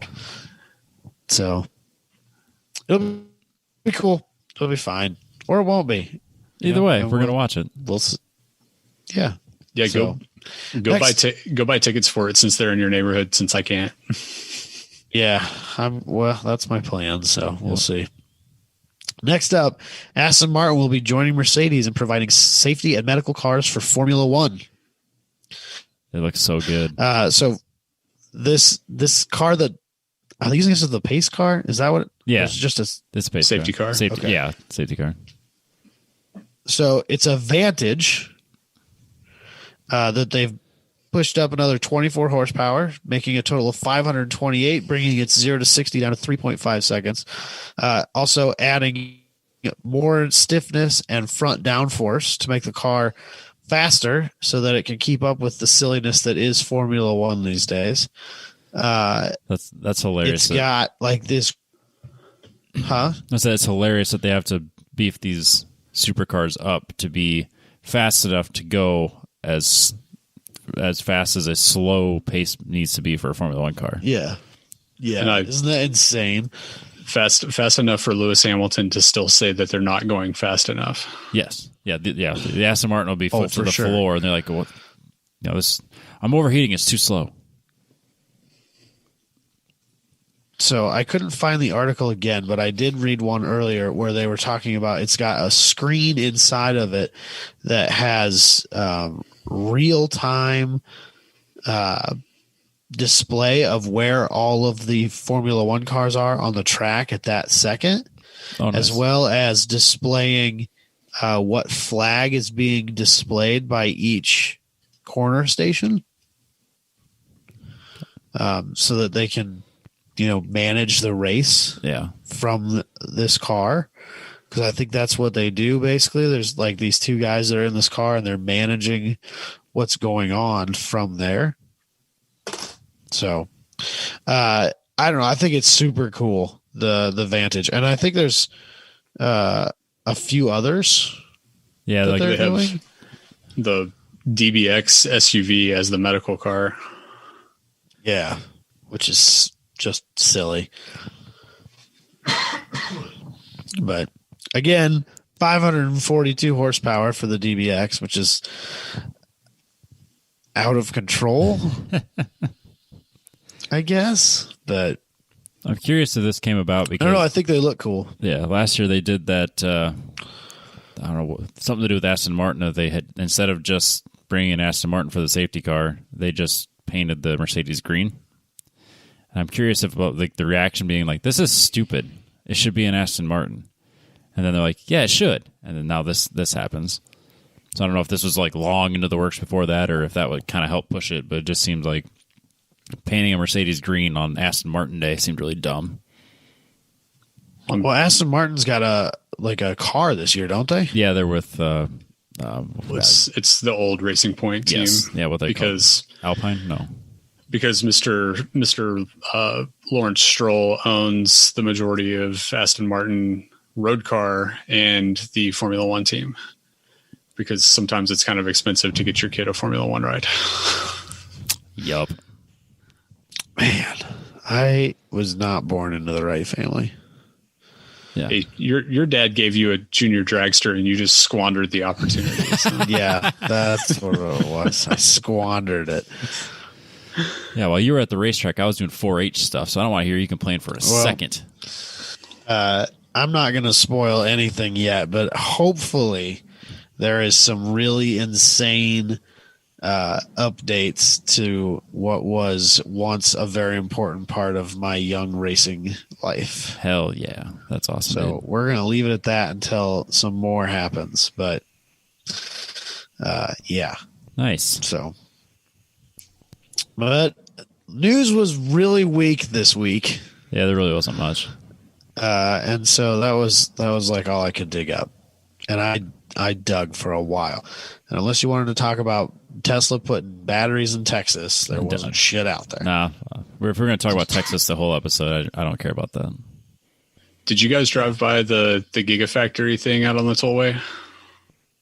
We were wondering if that's what it was. Yep, that's what it was. Is it? As I was driving by it, I was like, man, what the hell is that gigantic building? And then I pull it up on my phone, and of course, yeah, the fanboys have tagged it already. So. Oh, okay. Yeah. I didn't think it was because it looks like it's going to be 3 stories. And I assumed that a factory would not be such. I think, yeah, part of it looked like it was. I don't know. There's so much going on over there. It's hard to take it all in whenever you're driving by it at 87 miles an hour, bouncing down that rough highway. Texas really knows how to build interchange systems to look this grand and completely unnecessary scale. You guys have the most insane like transitions from one interstate to another. So in Dallas, you don't get to experience this since y'all go through Fort Worth. There's a thing called the High Five, and it's 5 different levels. Going across the top of it will literally make you queasy if you like look over the edge. I have driven through that. Obviously not on this trip, but I have driven through that. And it's wild. You couldn't do that around here because people would die on it every year in ice storms. Yeah, that's why things spread your ice storms out. Yeah, that's why things shut down. It's not as big a problem. Yeah, things shut down here every 5 years whenever we actually have ice because we have so many giant bridges like that. Well, and like you couldn't push snow on that thing. You just can't. There's nowhere for it to go. Yeah. I already think that about some of the stuff we build here now. Yep. Like the one that I take. Like, Robbie, have you gone over the new flyover on 141? Not that one. I take the flyover off 5. When you take it, when you take the new one, make sure to follow the speed limit. Okay. That corner tightens up real fast, and it's totally blind. And I am certain people are going to hit the wall on that. I'm sure. No, I'll check that out. It's kind of fun, but it's crazy. So, and then the one that you have out there on the bypass is kind of hairy too at times. Yeah, in the middle of a snowstorm, it's kind of sketchy. It's up there, man. It's a tall. Yeah, it's super tall. Probably taller than it needs to be. That's for sure. You got to be close to 100 pounds. You got to be close to 100 feet off the ground. Yeah, I'd say so. Yeah, it's which tall. Is silly for just 2 lanes. And it's 1 lane. 3 lanes. It's a lane. Well, I mean, like stacked. Oh yeah. I was gonna say though, the one that I take that goes for if you're going west down to Highway 5 to go to I-35 south. Yeah, that's just a single lane that goes up and over everybody else. If you're on, yeah, you're right. Yeah, that's just the one I take. It's crazy though. Oh yeah, it's surprisingly tall. So, and that's just like normal in Texas. That's just what they do. Well, it's bigger down there. Everything's bigger. I mean, plus you got your 10-gallon hats, so that everyone's truck's bigger. So I mean, it's just a whole thing. It's a whole thing.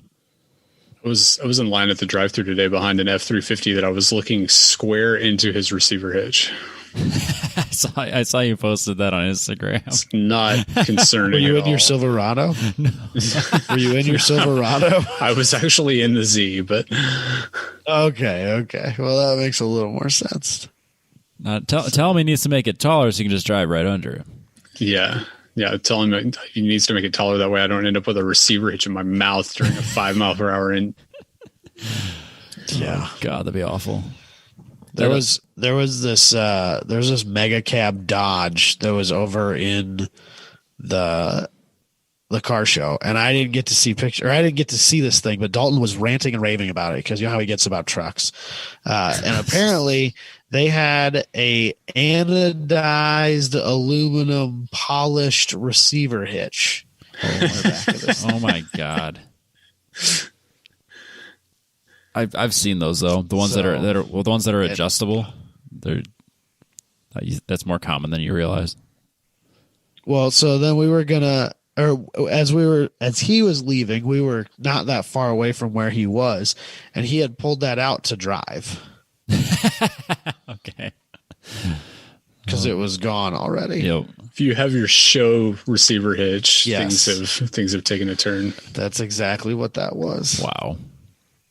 That's a special kind of strange.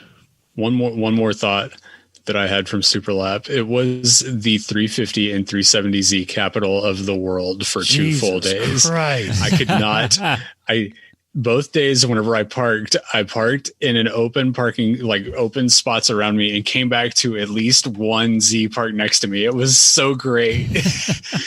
It was like being at Disneyland during like one of those special weekends where it's all just like one kind of people. It was like, we're all crazy. We're all the same person. Awesome.